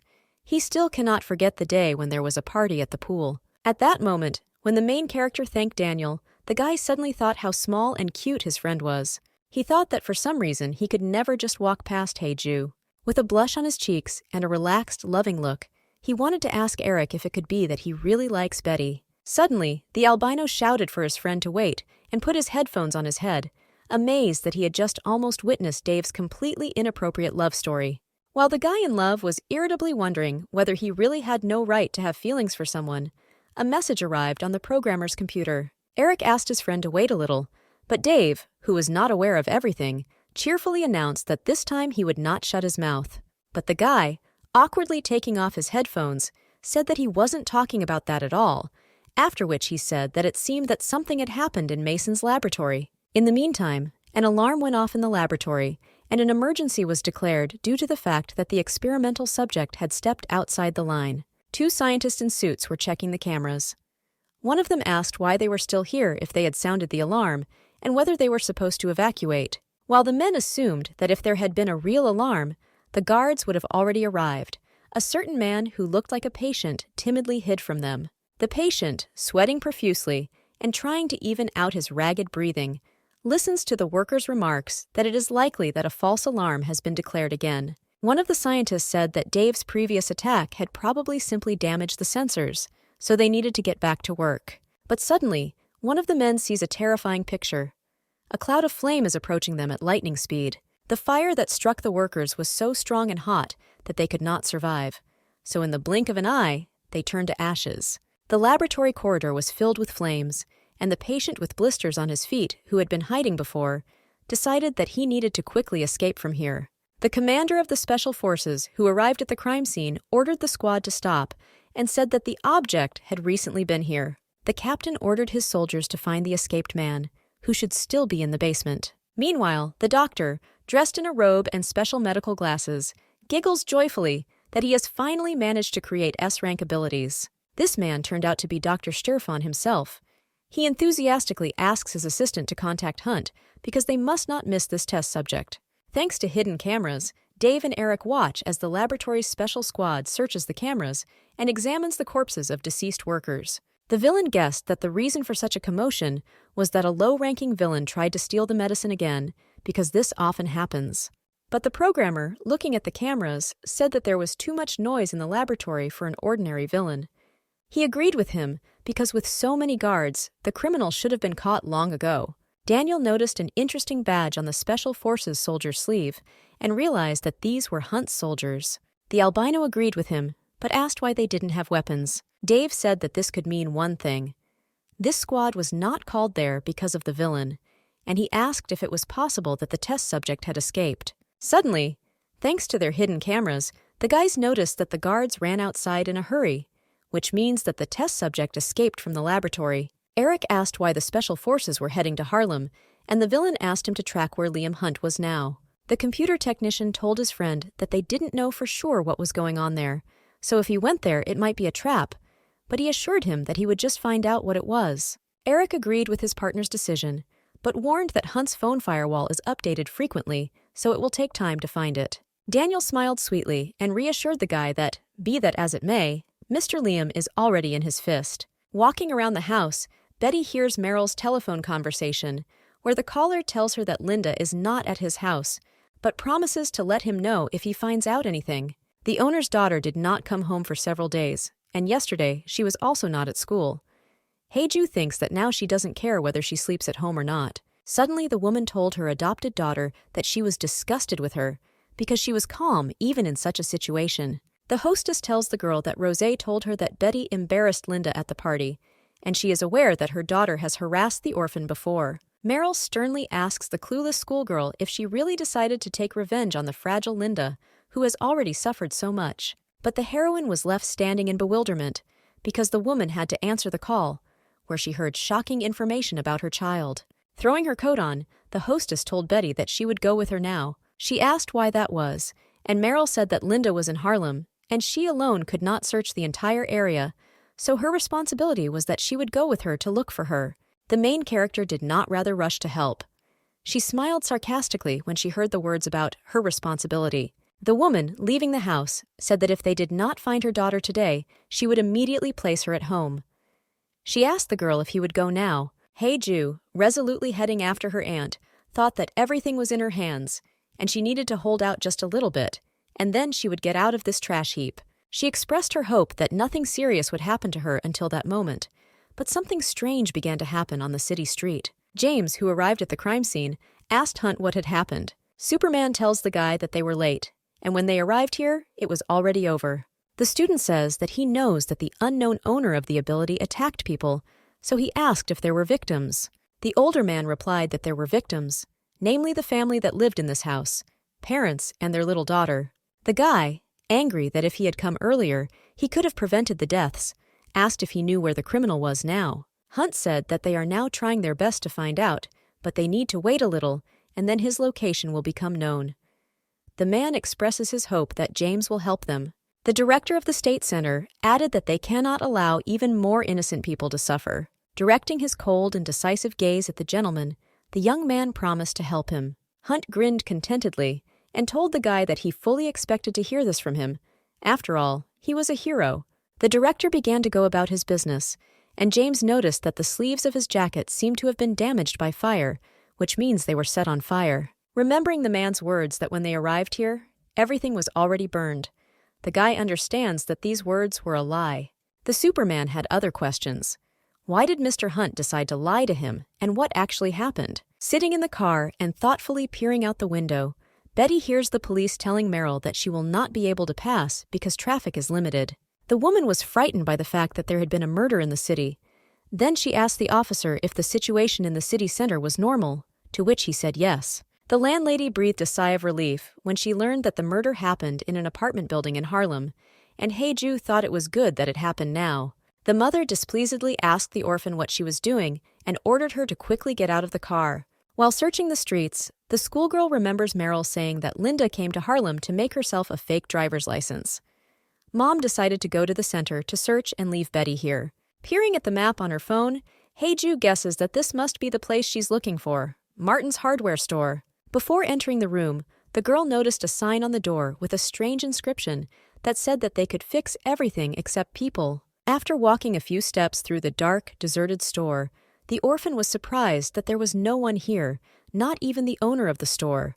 But then she notices several suspicious cards laid out on the table, which turned out to be fake driver's licenses. Among them, the detective sees the card of her partner, who for some reason chose a different name for herself, Amanda Miller.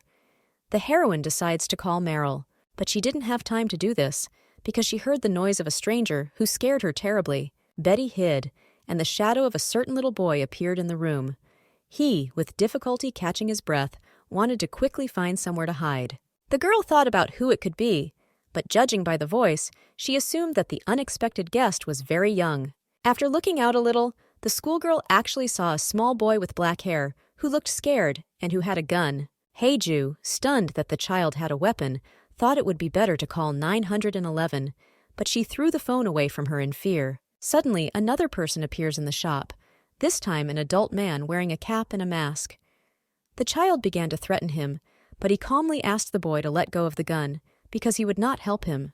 The main character was even more horrified, because she realized that she had already heard this man's voice somewhere.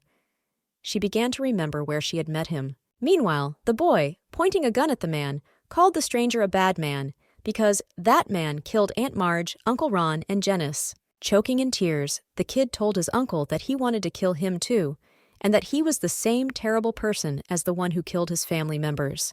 The masked man said that he, of course, was also a villain, but not like that killer, but the boy still pulled the trigger of the gun and shot him. The man in the cap and mask turned out to be Dave. He, using his power of blue fire, stopped the bullet flying at him and simply melted it. He again repeats to the child that he is not afraid of the gun, after which he says that this is the last time he scolds him like that. The guy asks the kid to calm down. Meanwhile, the main character, having returned her phone, is shaking with fear that the sudden guest turned out to be the villain Dave himself. She remembers the policeman saying that there was a murder in Harlem, so she assumes that it is the work of a Superman. Dave, bending down to the child, asked him to give him the gun, because he had just made sure that he could not harm him with it. But the boy was in no hurry to give up the weapon. Still crying and shaking in fear, he tells the man that he still wants to kill him. The villain, smiling embarrassedly, asked if this meant that he was not going to give him the gun because he was too confident in saying that he would be killed. The blonde decided to forcibly take the gun away from the boy, saying that children should not hold such dangerous things, so he was forced to confiscate it, which scared him so much that he screamed at the top of his lungs. Then the Superman took the boy by the hand and led him to the exit, but he resisted, and Dave said that if he twitched, he might get hurt. Having calmed down a little, the boy asked his uncle if he really wasn't going to kill him, to which he replied that it made no sense to him. Then the child asked the stranger why she followed him, to which Dave said that he just wanted to ask him something and to protect him. The villain asked his young friend to tell him what happened, promising that he would not harm him and would do everything to prevent that person from harming him. Such words quickly calmed the boy down, which meant that he began to trust the blonde a little. Heiju thinks that the news and hundreds of newspapers say that Dave is a cruel villain and a murderer. But now Betty questions these words. With these thoughts, she dialed the emergency number on her phone to report what had happened. But then the bell was heard by the child and Dave, who immediately directed their gaze to the place where the sound was heard.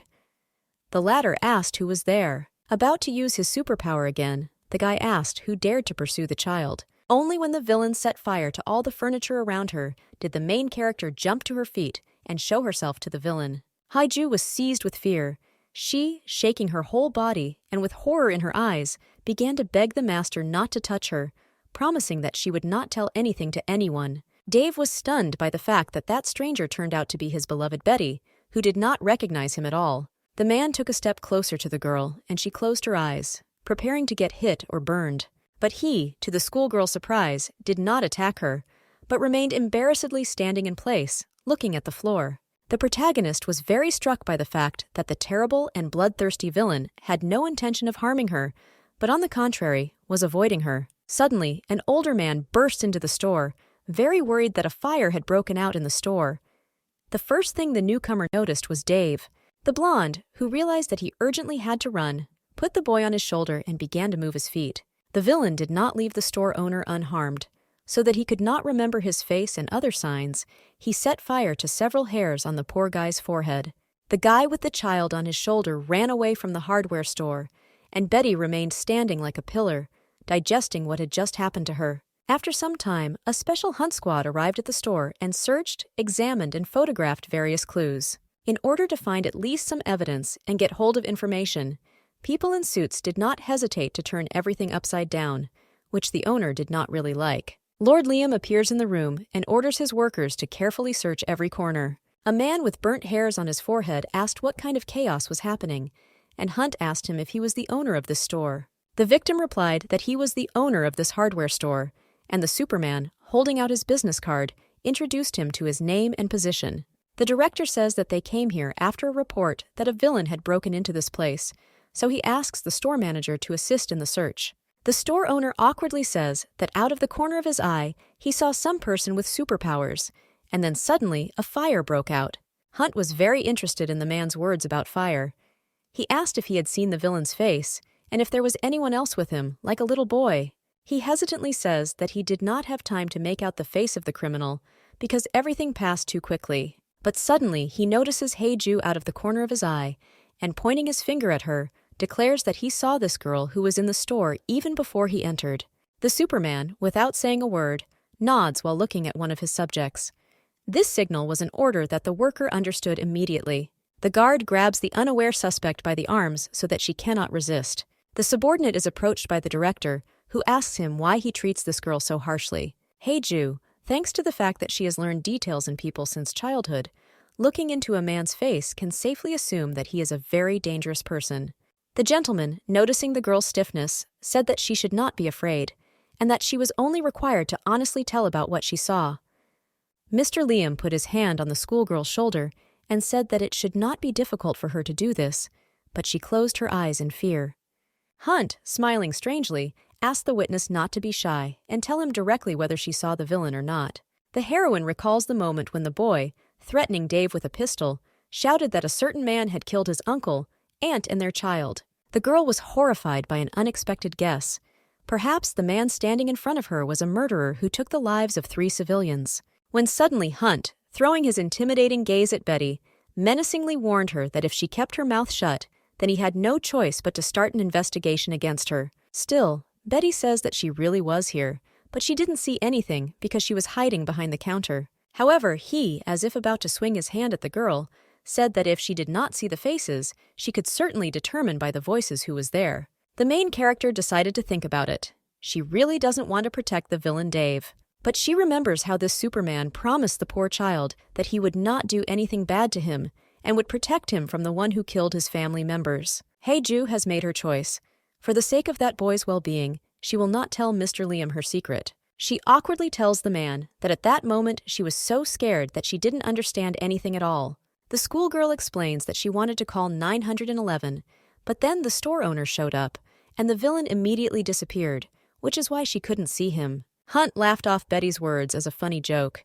He found it funny that she was at the crime scene, but didn't see or hear anything. He let Hae-ju go, saying that the villains are a matter of national security, and if she lied, there is no way she can escape legal responsibility. The director, with a frightening emotion of anger on his face, told the suspect that she would especially not be able to avoid problems with the law if several $1 million were put on the head of the villain Dave. The protagonist repeated that she really didn't see anything, but the man didn't believe her, but only said that she was just very kind.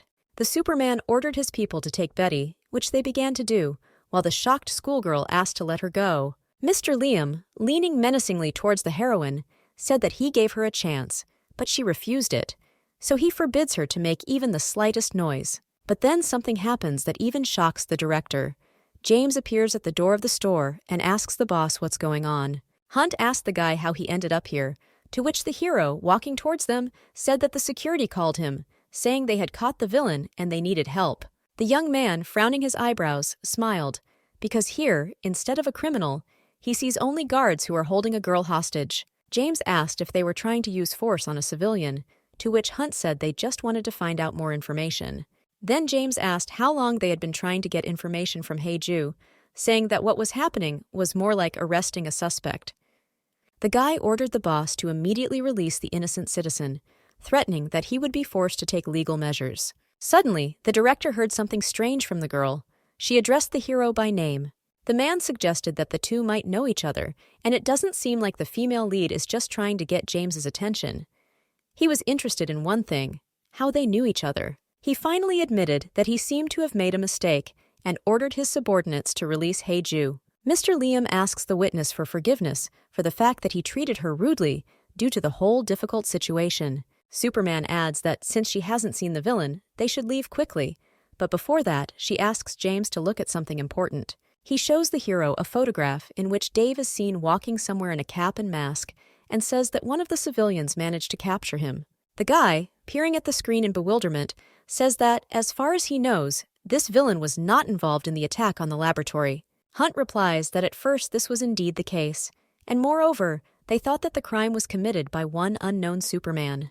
James asked Mr. if he meant that the attack was carried out in collaboration with the villain Dave, to which he replied that yes. Mr. Liam, placing his hand on the guy's shoulder, said that he hoped that he, as a hero, would also make efforts to investigate this case. Looking slyly at Hae-ju, Hunt added that if Dave expands his ranks, they will lose control over the villains and move on to more important things. The main character's classmate managed to save her from trouble.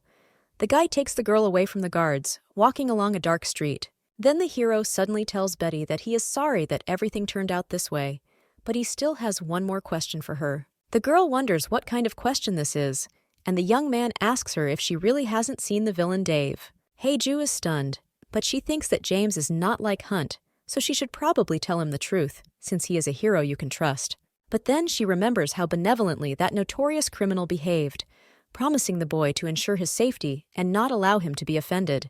The schoolgirl also remembers how her uncle warily warned her that she should not trust the government under any circumstances. As a result, the girl realized that no matter how you look at it, James is subordinate to the government, and by telling him everything, she will not be able to protect that child. The girl tells the savior that it is true that she did not see the villain because she was very scared. Tom had to accept her excuses. The Superman asks his friend for forgiveness because, as he himself believes, he takes everything too seriously. But the orphan said that everything is fine. He smiled and thanked his classmate for her understanding, and she embarrassedly said that he shouldn't thank her for that. Then James remembered that he had long wanted to ask Betty something, namely, why she walked alone in such a dangerous area. The guy's question helped the protagonist remember what she was doing in such a place. She picked up the phone to call Aunt Merrill, but she notices new messages that her mother sent her. The woman says that she has already found Linda and tells Heiju to take the bus home herself.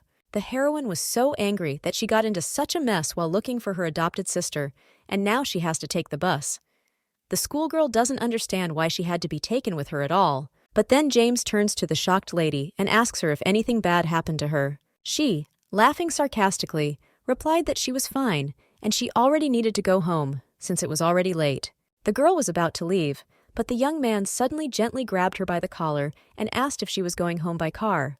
The Superman says that it is dangerous to take a bus at such a late hour, so he invites his friend to give her a ride in his car. Betty froze for a moment and thought that she didn't want to be in his debt anymore, but he was right that it was dangerous to take public transport now. Still, she smiled sweetly and said that she didn't mind, only if it wasn't difficult for him to do it. James was also happy about this and said that such a small thing would not be difficult for him. Leaving with the Superman, Heiju mentally asks him for forgiveness for the fact that she is unlikely to tell anyone the truth about what she saw Dave today. Daniel, simply calling the boy Little One, asks him to get off the motorcycle. The kid asks where they came, to which he says that they are at the headquarters of the villains. The boy began to scream hysterically, saying that he knew that the villain would lead him to his lair. He asked what they were going to do with him, to which the blonde repeated once again that he would not kill him. Then the child began to wave his hands capriciously and ask him not to call him Little anymore because his name is Luke, but Dave still insisted on his own. Suddenly, an automatic gate rose in front of the boy, leading inside the building. The young hero was very surprised by this. The kid admired how cool the gate itself was, but the villain calmly asked him to go into the room, otherwise he would get wet in the rain. Hearing familiar footsteps approaching, Eric and Ellen turned their heads towards the door. The latter asked the arrivals why they showed up so late. The villainess, noticing the little boy, said that he was even smaller than she had imagined, but Dave asked her not to pester him because he was scared. Confused, Luke turned his attention to the guy sitting at the computer desk, who modestly and smilingly greeted him. Soon, a group of 3 villains and a boy sat down at the table to talk. Adults asked the boy to tell everything that happened to him. Luke began to say that an uncle in a black suit came to them to find someone. Then he ordered a certain person to prove that he had superpowers. After this, the child reveals that this businessman suddenly pointed his gun at his Aunt Marge, Uncle and Ron and Janice, and shot them all. The boy, trembling all over, continued to talk about how the body of the strange man suddenly caught fire.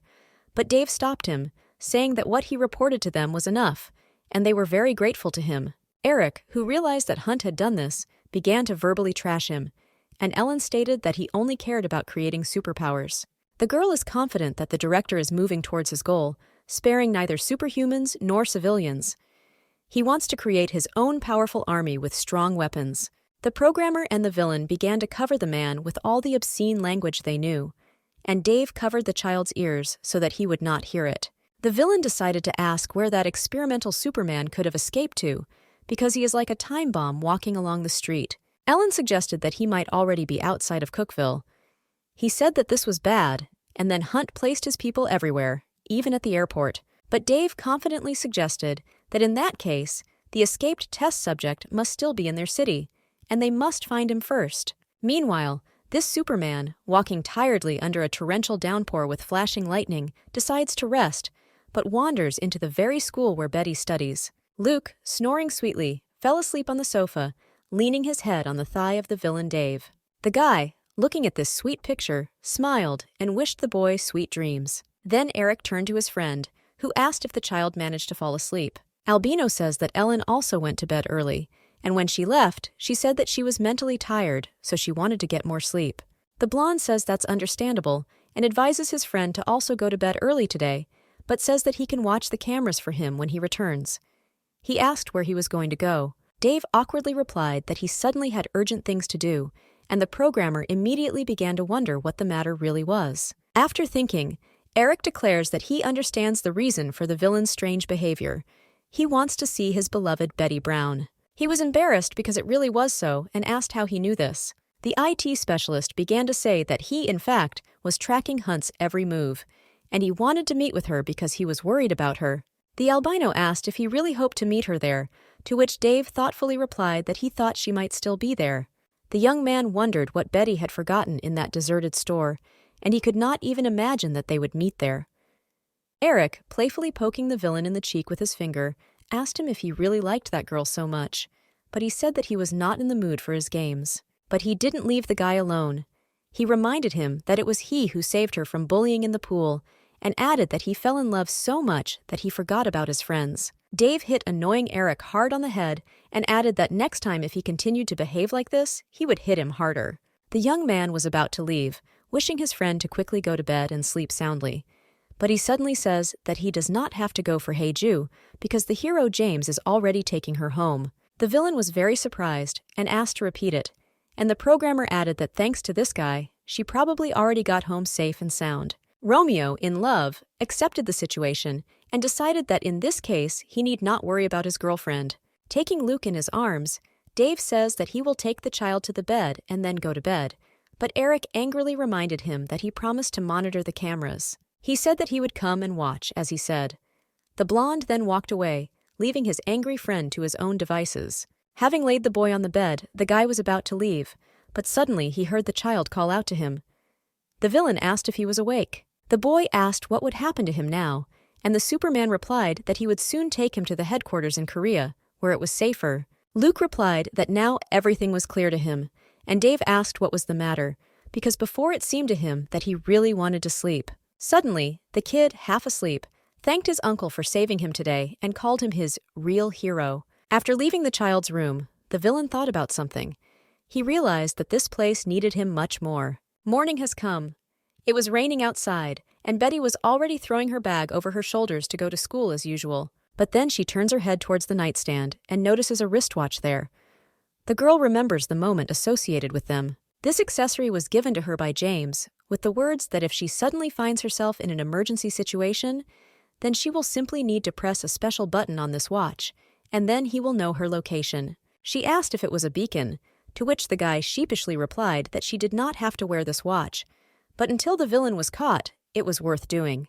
Now, peering at the dial of the gifted watch, the schoolgirl remembers the hero's words that he was very worried because Dave could see her. The girl decided to pull herself together and quickly go down to the first floor.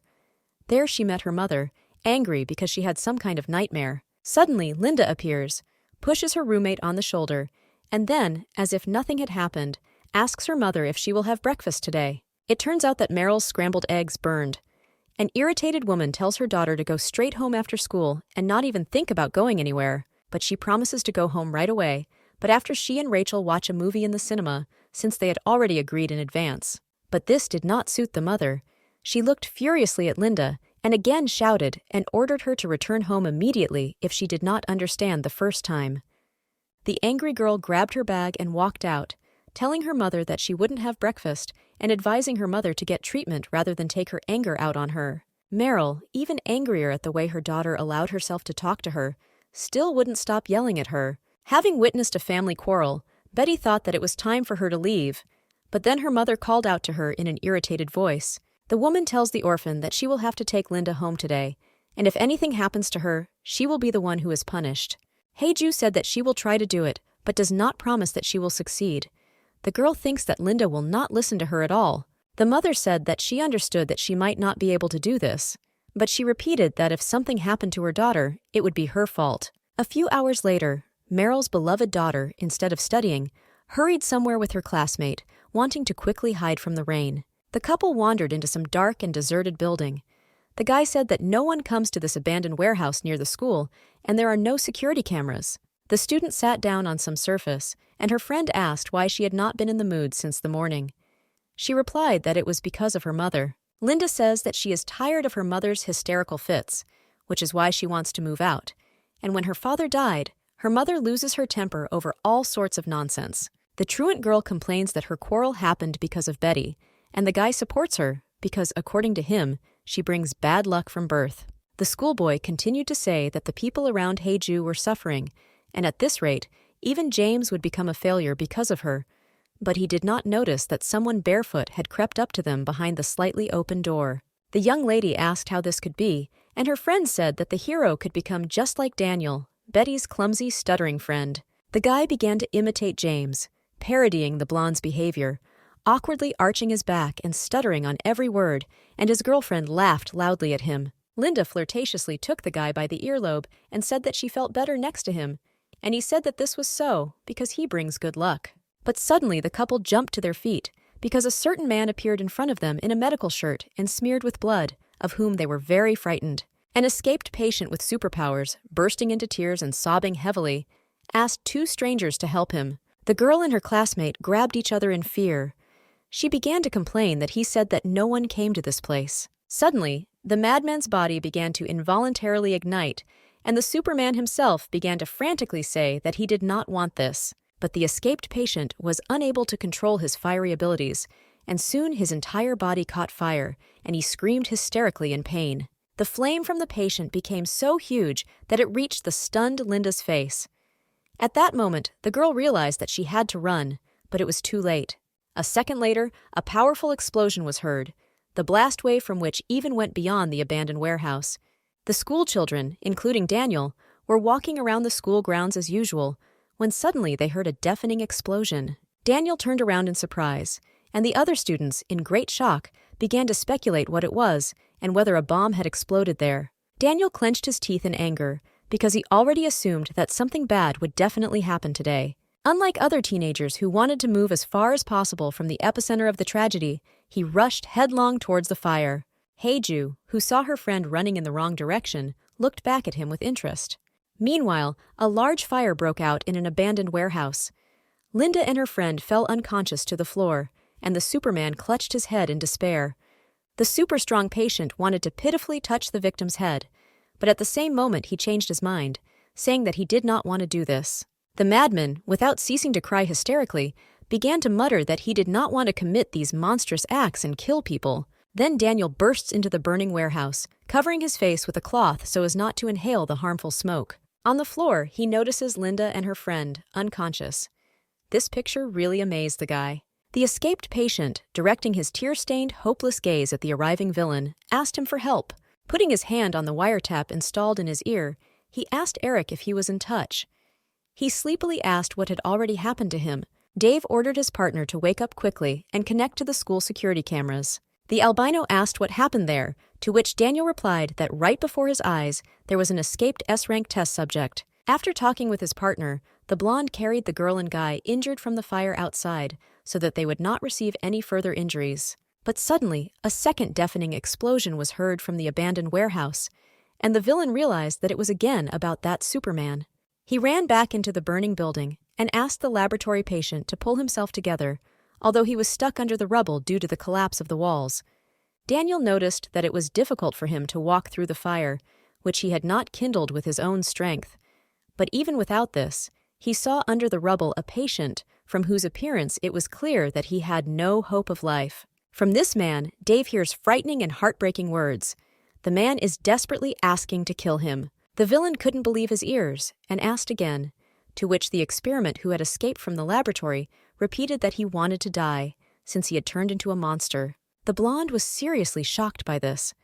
He realized that he had already once seen somewhere the same look, which was full of despair, and where there was only pain. Next to the unfortunate Superman, a child version of Dave appeared, which is his illusion. The kid says it seems like a hopeless situation.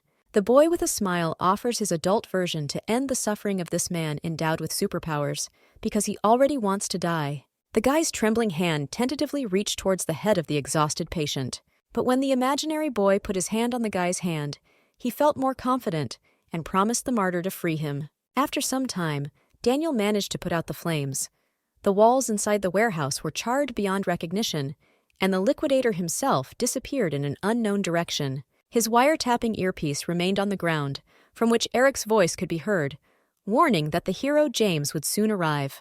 Betty hurried to the scene of the tragedy, who, not paying attention to the pouring rain, did not stop looking for her best friend and calling him.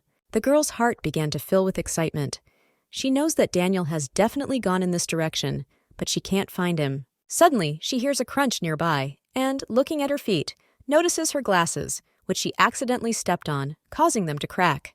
Having picked up the find from the ground and looked at it more closely, Heiju comes to a terrifying guess. These turned out to be her friend's glasses, which he always wore. In front of her, the schoolgirl noticed a fence on which hung a sign warning of danger. However, the heroine has no choice but to cross the fence, because Daniel's tracks lead there. Dave, meanwhile, panting heavily, sat down under a tree. His appearance suggests that he has exhausted too much strength, so he cannot stand on his feet. He, sweating profusely, clutched his chest, feeling a strong pain inside that did not give him peace. The guy pulled out of his pocket a special medicine that he takes in such cases. But then a hallucination of him appears in front of him in the form of a little him, who asks if he thinks that by eating these pills he will feel better. A little boy asked his adult self if he would rather just die. The fandom told Dave that if he didn't control his power like that test subject, he would go crazy and die here alone. The guy has a childhood memory where he, as a child, was in a laboratory that looked like a prison. He was surrounded by the sounds of instruments constantly monitoring the amount of medication administered and the body's reaction to it. The boy, enduring his torment, tells his adult self that he still has not gotten out of here, and the day will come when he will be consumed by hopelessness. Daniel, feeling a burning sensation in his chest, grabbed his heart, and the baby asked him if this was the end he wanted. The Superman's hand fell powerlessly, and the pills with it scattered on the ground. He thought that there was only one who could get rid of these shackles, but then the screams of his friend Betty bring him to consciousness. She excitedly calls out to him, asking him to wake up quickly. Opening his eyes, the villain could not contain his surprise, which was reflected in his eyes. For the first time, he feels something on an instinctive level. For the first time, a lover experiences such attraction, trepidation, and calmness towards a girl. In a fit of these emotions, the villain put his hand behind the head of the unsuspecting girl. Dave pulled Heiju into his arms, ecstatically telling her that she was his guide. The compatibility of a guide and a Superman is determined on an instinctive level when their bodies touch. It feels like a tingling sensation in your fingertips. The confused girl asked Daniel what he meant by these words. The guy took his stunned lover by the chin and gently asked if he still looked like that stuttering Daniel. Taking a better look at my friend's face, a sudden realization dawned on the main character, although she had never even guessed before. It was only when the young man raised his bangs and smiled that Betty realized that all this time her best friend was the villain Dave. The Superman once again rushed into his friend's embrace, rejoicing that she had learned his true identity. But the schoolgirl is uneasy. She still believes that the guy in front of her is Daniel, and it cannot be that in one moment he turns into a villain. Thinking that she needed to run, she pushed her classmate away from her, showing him her embittered look. Without uttering a word, the heroine hurried to leave the guy. But at one moment, she decided to look back and saw something unusual.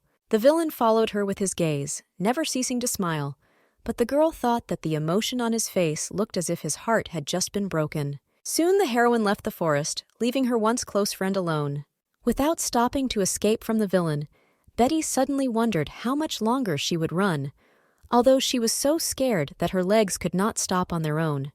Suddenly, due to her carelessness, a runner crashes into a girl in a cap and blue hair. Ellen grabbed Heiju so she wouldn't fall or get hurt, and then asked if she was okay. The protagonist replied that yes, and it seemed to her that she had not harmed herself.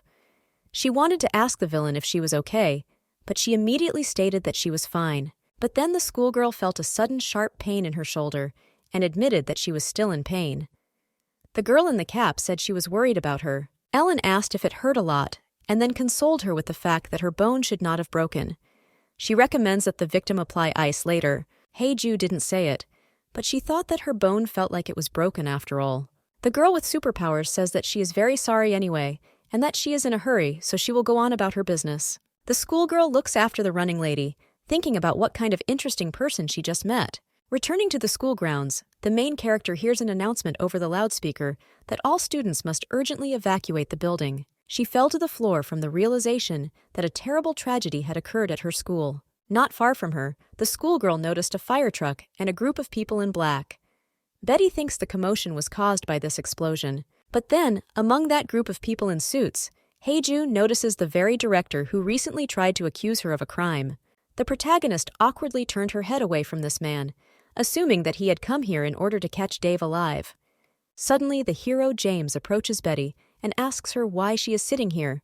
She jumped to her feet in surprise. But then the girl covered her nose, because she was hit by the pungent smell of burning emanating from the guy. The young man asked his friend for forgiveness and said that he had just returned from putting out a fire, and the smell of fire created by superpowers is always stronger. Betty said everything was fine. Hey-Ju said that if the fire was created by a Superman, then it is likely that the crime was the work of the villain Dave. James was stunned by his friend's words. He asked her why she suddenly started talking about him. The student replied that he was also involved in that incident in Harlem, and then there was also a fire, and now the same thing happened here. But the hero suddenly smiled and said that the investigation was not over yet, but he did not think that this villain was guilty of this incident. The heroine said that she understood him, although she herself wondered why she felt such relief. Hey-Ju began to wonder about this. Did she feel this way because Daniel turned out to be a villain, although he was essentially deceiving her all this time? She smilingly told James that she would go home, then asked him if he would stay here, because it seemed to her that he was very busy now. The guy said that he would stay here, but asked his friend if she needed to go to the hospital. This question slightly puzzled the schoolgirl. The Superman realized that she was not aware of what was happening. Notified that when an explosion occurred in the gym storage room, Linda and her friend Joseph were there. Shock appeared on the main character's face when the hero added that her adopted sister and her friend were taken to the hospital unconscious. Meanwhile, Ellen, having gone out in search of a partner with a special map on her smartphone, determined that her friend must be somewhere nearby. Suddenly, through her earpiece, the girl heard loud screams from Eric, who furiously asks her if she has found Dave. The irritated villainess asked why they would scare her so much. She asked the albino to be quiet, but asked to clarify whether he had gone crazy while trying to find his friend. The guy asked the girl for forgiveness because he was very worried about his friend, since Dave didn't even pick up the phone. She said that this is why she came here. Ellen thought about the fact that everything was clear from the traces of the fire. Dave had probably dealt with the S-rank test subject, but the detective suggested that since the escaped patient was a strong Superman, Daniel could use his powers and escape.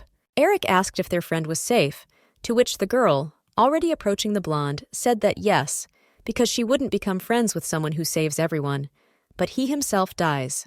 The villainess officially informed the programmer that she had already found him and said that she was disconnecting, but he did not want to break the connection with her. Dave, as if nothing had happened, smiled at his friend and expressed to her his joy that he was glad to see her again at school. But she started talking about what she thought, that he had already died a long time ago because he did not answer calls. She feigned surprise and asked if he was alive. The villain replied that since he sees her ugly face, it means he survived. Ellen had already grabbed him by the collar, but immediately felt sorry for him because of his deplorable appearance. Rising to his feet, Dave asked his friend if he were in good health, whether she would punish him. The girl did not understand the essence of his speech. The guy with a wide, enthusiastic smile on his face explained that it was the first time in his life that he felt so good. Ellen says that she also noticed that he looked somehow too healthy, but he embarrassedly said that she sounded too rude. She asked what else happened to him here, to which the young man replied that he did not know, because he passed out, and when he woke up, he felt healthy. The blonde suggested that he had the ability to regenerate, but Ellen joked that if that was true, then his brain definitely did not regenerate. She wanted to ask something else, but changed her mind. The girl turned away, saying that they needed to return to headquarters, as Eric was worried about them. Dave followed his friend, mentally asking for forgiveness for the fact that he could not yet tell them that Betty was his guide. But the guy still can't believe that the girl he likes turned out to be the suppressor of his superpowers. Villain Dave blushed embarrassedly at the thought that he really wanted to meet Hey-Ju again. At this time, James, still devoting time to work, remembers how surprised his friend was when she learned that Linda was in the gym's storage room. At that moment, when the guy just told her this news, the girl immediately hurried somewhere, asking her friend for forgiveness and saying that it was time for her to go. The hero, still at the crime scene, mentally hopes that everything will be fine with Betty. But then Mr. Hunt appears behind the young man, who calls out to him to have a serious conversation. James asked the director if they had found the body of that Superman, to which he replied that yes, and they found out that the level of radiation emanating from him corresponded to the level of Dave's abilities. The hero asked the boss if he meant that it was the villain Dave who killed that test subject. The guy says he doesn't understand this version. He reminds Hunt of his own words. He said that during that incident in Harlem, an unknown Superman joined the villain's group. Based on this, Jace argues that it makes no sense that Dave kills his gang member with his own hands a couple of days later.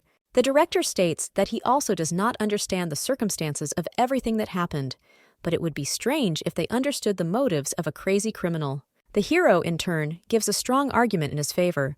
Before this, Dave had never killed his accomplice, but on the contrary, defended his people. But then, Hunt asks an unexpected question to the employee, which put him in a stupor. Is he really ready to risk everything like that? The young man became even more nervous when the director asked if he was so sure of the actions of a crazy villain who had no idea what was going on in his head. Without waiting for an answer, the man said that if this was not so, then he should not doubt his words. This was regarded as treason. He then says that he was probably too hasty in his judgment about the incident, and that Patient and Dave became hostile towards each other. James reminds the director that he was sure that the two had become accomplices, and now he says otherwise, but he only says that they will conduct a thorough investigation into this. Mr. Hunt then asks the worker to pay attention to the arriving journalists and asks him to give them an interview. He suggests that the hero lie to the interviewers, say that the criminal from Harlem was caught, and this arson was committed by Dave, which is why there are victims. The man says that this is necessary, because otherwise panic among civilians will increase. Besides, this is an order from the White House, and there is no need to make him a criminal. He, placing his hand on the Superman's shoulder, politely asked to fulfill his request, emphasizing that he was still a hero. James was forced to agree. He is sure that the boss is hiding something, and he is disgusted that now he is no different from a government pawn. But then the young man notices and picks up from the ground a suspicious piece of fabric, the edges of which were burnt from the fire. The main character reads messages from Miss Merrill, who tells her that she doesn't have to go to the hospital, but comes straight home for a serious conversation. It's already 7 p.m., and Linda apparently is in serious condition. The girl is waiting for her mother at home, sitting on an armchair. Betty feels bad about her mother's message, but hopes it's not as bad as she thinks. She feels strange because everything that happened today seems unreal to her. The schoolgirl assumes that this is just her nightmare. Peering into her palm, Heiju realizes that she has, after all, become someone's guide, and this person turned out to be her best friend Daniel, or rather, the wanted villain Dave. The heroine wondered if this meant that Daniel, whom she had known all this time, was just a cover. Betty remembers her close classmate saying she wasn't bringing him any luck and realizes what a fool she's been all along. But then the orphan caught herself thinking that it seemed that she had begun to be so driven because she was sitting in the dark and in silence. Deciding to distract herself with something, she picked up the remote control and turned on the TV. On TV, the presenter reports that today at 9 o'clock in the morning, there was a fire at the Cookville school, and one of the rescuers can comment on this incident. James appears on the screen, whom journalists bombard with questions. Was there arson, and whether this fire is connected with that crime in Harlem? The guy, showing people his strong confidence, says that the criminal in Harlem has been arrested, and the fire in the warehouse was probably caused by Dave. Betty was very surprised when she heard these statements from her friend. He reports that the deceased was a homeless man who was trapped inside the building. The hero said that 2 students were injured, and he promises to do everything to catch the villain, but Heiju no longer listened to this and turned off the TV. The schoolgirl remembers her friend saying he didn't think the fire was Dave's doing, and she's sure she remembered his statement correctly. But James confidently declares to journalists that the main villain is to blame for what happened. The girl grabbed her head and smiled sarcastically, because now she herself doesn't understand where the truth is and where the lie is. The protagonist is distracted from his thoughts by the sound of the door opening in the hallway. Meryl returned home with no special emotions of joy on her face. She modestly greeted her adopted daughter. Directing her cold and lifeless gaze at the Soroku, the woman asked her to sit down at the table because they now needed to talk seriously. The main character, feeling the tension heating up, sat down at the kitchen table. After drinking a glass of alcohol, the mother immediately got down to business. She says that Linda is in terrible condition, and tomorrow she will be transferred to a large hospital in Nashville. Meryl adds that for now she wants to resolve the issue with the house, since she has already spoken with a real estate agent and asked to sell this house as soon as possible. The schoolgirl was taken aback by such a surprise. She warns that she won't be able to move out so quickly. But then the woman puts an envelope with money in front of the girl and says that there is $18,000 here, and this is an insurance payment for the death of her husband. The mother admits that this is much less than the $300,000 from her uncle, but advises the orphan to consider this as payment for her taking care of her for 10 years. The protagonist was shocked by the fact that Mrs. Merrill had already decided everything with this house, and with her too. The hostess was about to leave, expressing the hope that their paths would never cross again. But Betty wished her daughter a speedy recovery. The woman was about to open the door and leave the house, but then she remembered what she had forgotten to tell the orphan. She tells Hae-ju that if she tries to use this money to go to Korea to find her uncle, it will all be in vain. Touching the doorknob, the mother adds that this is all because he has not been there for a long time. Betty rushed forward and grabbed her mother's hand, desperately asking her to repeat what she had just said. Merrill, continuing to look at the girl with coldness and disgust, said that her uncle had not been in Korea for 8 years. While packing her backpack, the main character was surprised that 7 years had already passed, and these were all her things that were with her from the beginning to the present day. But then she notices her favorite teddy bear on her bed. She takes it in her hands, smiling because she almost forgot it. The girl's face immediately became sad when she remembered how her mother said that her uncle disappeared in Korea 8 years ago. Then Merrill added that this is all that those who rented housing from him told her. He had not been in contact for a year when he moved to Slovakia. Sadly clutching her favorite toy in her hand, Betty thought about the fact that her uncle was no longer in Korea, and whether the same thing could happen to him as to her parents. The protagonist became even sadder because she did not listen to her only relative and became someone's guide. This happened because her best friend was dying right in front of her eyes, and she couldn't just leave him. Betty sadly says that her friend turned out to be the villain Dave. She asks her uncle out loud if he knew about this, because he told her not to become a guide. She, feeling the loneliness pressing on her heart, squeezed the teddy bear in her arms, begging her uncle to at least answer her. At this time, on the street outside the window of the room in which Hae-ju lives, Dave, who came here on a bike, is watching. He assumes that his girlfriend has fallen asleep. The guy remembers that Linda Steffen's condition has worsened, and, as he heard, they want to transfer her to another hospital in Nashville. The young man was worried that Merrill might take it out on Betty, so he couldn't help but come, but apparently, everything turned out okay. The villain was about to leave and put a protective helmet on his head, but then the door of the house where his girlfriend lived opened. The guy saw that his beloved came out and headed to the taxi. He was surprised that she packed her things so late and was leaving somewhere. The car began its journey, and Dave became interested in where the main character was going. After some time, the taxi arrived at the given address.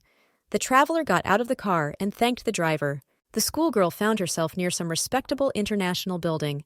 She decides to stay at a hotel first. Passing by a group of guys who were annoyingly looking at her, she thinks that she is not checking into the best hotel, but she did not imagine that everything would be so bad. One of the extortionists asked the girl if she had run away from home, then offered her his help if she really had nowhere to go. Hae-ju said that she didn't need anything, but he began to say that he likes daring girls, but asks her not to be angry because he has a lot of money, saying that if she was a good girl, he would give her pocket money. The guy grabbed the poor girl by the hand, but she threatened to call the police right away. The bandit started shouting at the schoolgirl for not doing anything, and she was already thinking about the police. He promises to deal with her before the cops arrive. Hae-ju had already closed her eyes, preparing to receive a blow from her tormentor, when suddenly someone kicked the guy so hard that he fell to the ground. The stranger, whose face was covered by a helmet, asked the annoying man if he could deal with him before the police arrived. He stuck, pressed against the wall in fear, and wanted to object, but the biker's foot was again near his face, which shocked him to the point of shaking. The stranger, intimidatingly approaching the offender, says that he just wanted to punch him, and now orders him to get lost if he is not tired of living. The next moment there was no trace of the bandit, and Betty, who recognized Dave as her savior, quietly called out to him. The villain, having taken off his helmet, asked his friend to wait a little, promising that he would not do anything bad to her, so he asked her not to be afraid. But she wonders how he knew that she was here. She asked her friend if he had been following her, to which he admitted with obvious regret that he had indeed been following her. The guy felt even more uncomfortable when the schoolgirl asked him a rhetorical question. He was watching her, and now he wants her not to be afraid of him. Beginning to shake with fear, Hae-ju asked if he wanted to steal her because she was his guide, warning that she did not want to be one. But the villain says that he is aware of this and will not force her. He asks her forgiveness for making her feel bad. Dave admits that she may find it hard to believe, but he pursued her without any malice. The main character noticed that Dave's gaze became as calm as when he admitted to her that he was a villain. Before she told her friend something important, She thought about the fact that she had always assumed that the most notorious criminal should be cocky. She asked the guy if Daniel existed, to which he replied that Daniel was just a mask behind which he was hiding, and for which he asks for forgiveness. Betty, with a sad, downcast gaze, said that she did not know why he was pursuing her, but now she asked him to leave. The guy desperately called out to her, but she had already begun to leave, sadly saying that if it weren't for Daniel, she would definitely never have become his guide. Although his beloved was already leaving him, Dave still decided to admit that it was not he who set fire to the warehouse near the school. The guy says he doesn't know if she wanted to know, but he wants her to believe him. She did not react to his words in any way, but some kind of excitement or disappointment was visible in her gaze. After a short period of time, the protagonist comes to the hotel, where she unlocks the door to her room with a card. Throwing her backpack on the floor and plopping down on the bed, she is amazed at how tired she is. But then the schoolgirl's phone receives notifications from James, in which he says that he wants to confess to her because he doesn't want to lie. The hero apologizes for saying in an interview that Dave is guilty, but this is a lie. He notifies that he will go to Syria for 2 weeks and hopes that when he returns, everything will be fine between them. The girl remembers a moment where the villain tells her that it was not he who started the fire and wants her to believe him. Heiju felt some relief that her friend did not lie to her then. Meanwhile, Director Hunt comes to Dr. Sturfin's gloomy laboratory and asks him if he has finished his work. The crazy experimenter was distracted from his task by saying hello to the man he had been waiting for a very long time. The doctor says that this was the only successful S-rank experiment in these years. He examined the patient's corpse, thinking that he could be saved. But Sherfin admitted that Dave was not a failure because he managed to completely destroy their patient, and it was he who was his most successful experiment. Hunt, thinking about how disgusting this villain was to him, asked the man if he could make another Superman like him. But the mad doctor, concentrating on his work, said that, without labor, you cannot catch even a fish from labor. He warned the director that if he wanted another S-rank Superman to appear, he needed to meet with a certain Oriental doctor. The experimenter who went there asked the director not to waste his time, but rather to find this doctor as soon as possible, to which he agreed. Holding a document with a picture of a certain person in his hand, Liam Hunt promised himself that as soon as he put on the Oriental doctor, he would kill this madman with his own hands.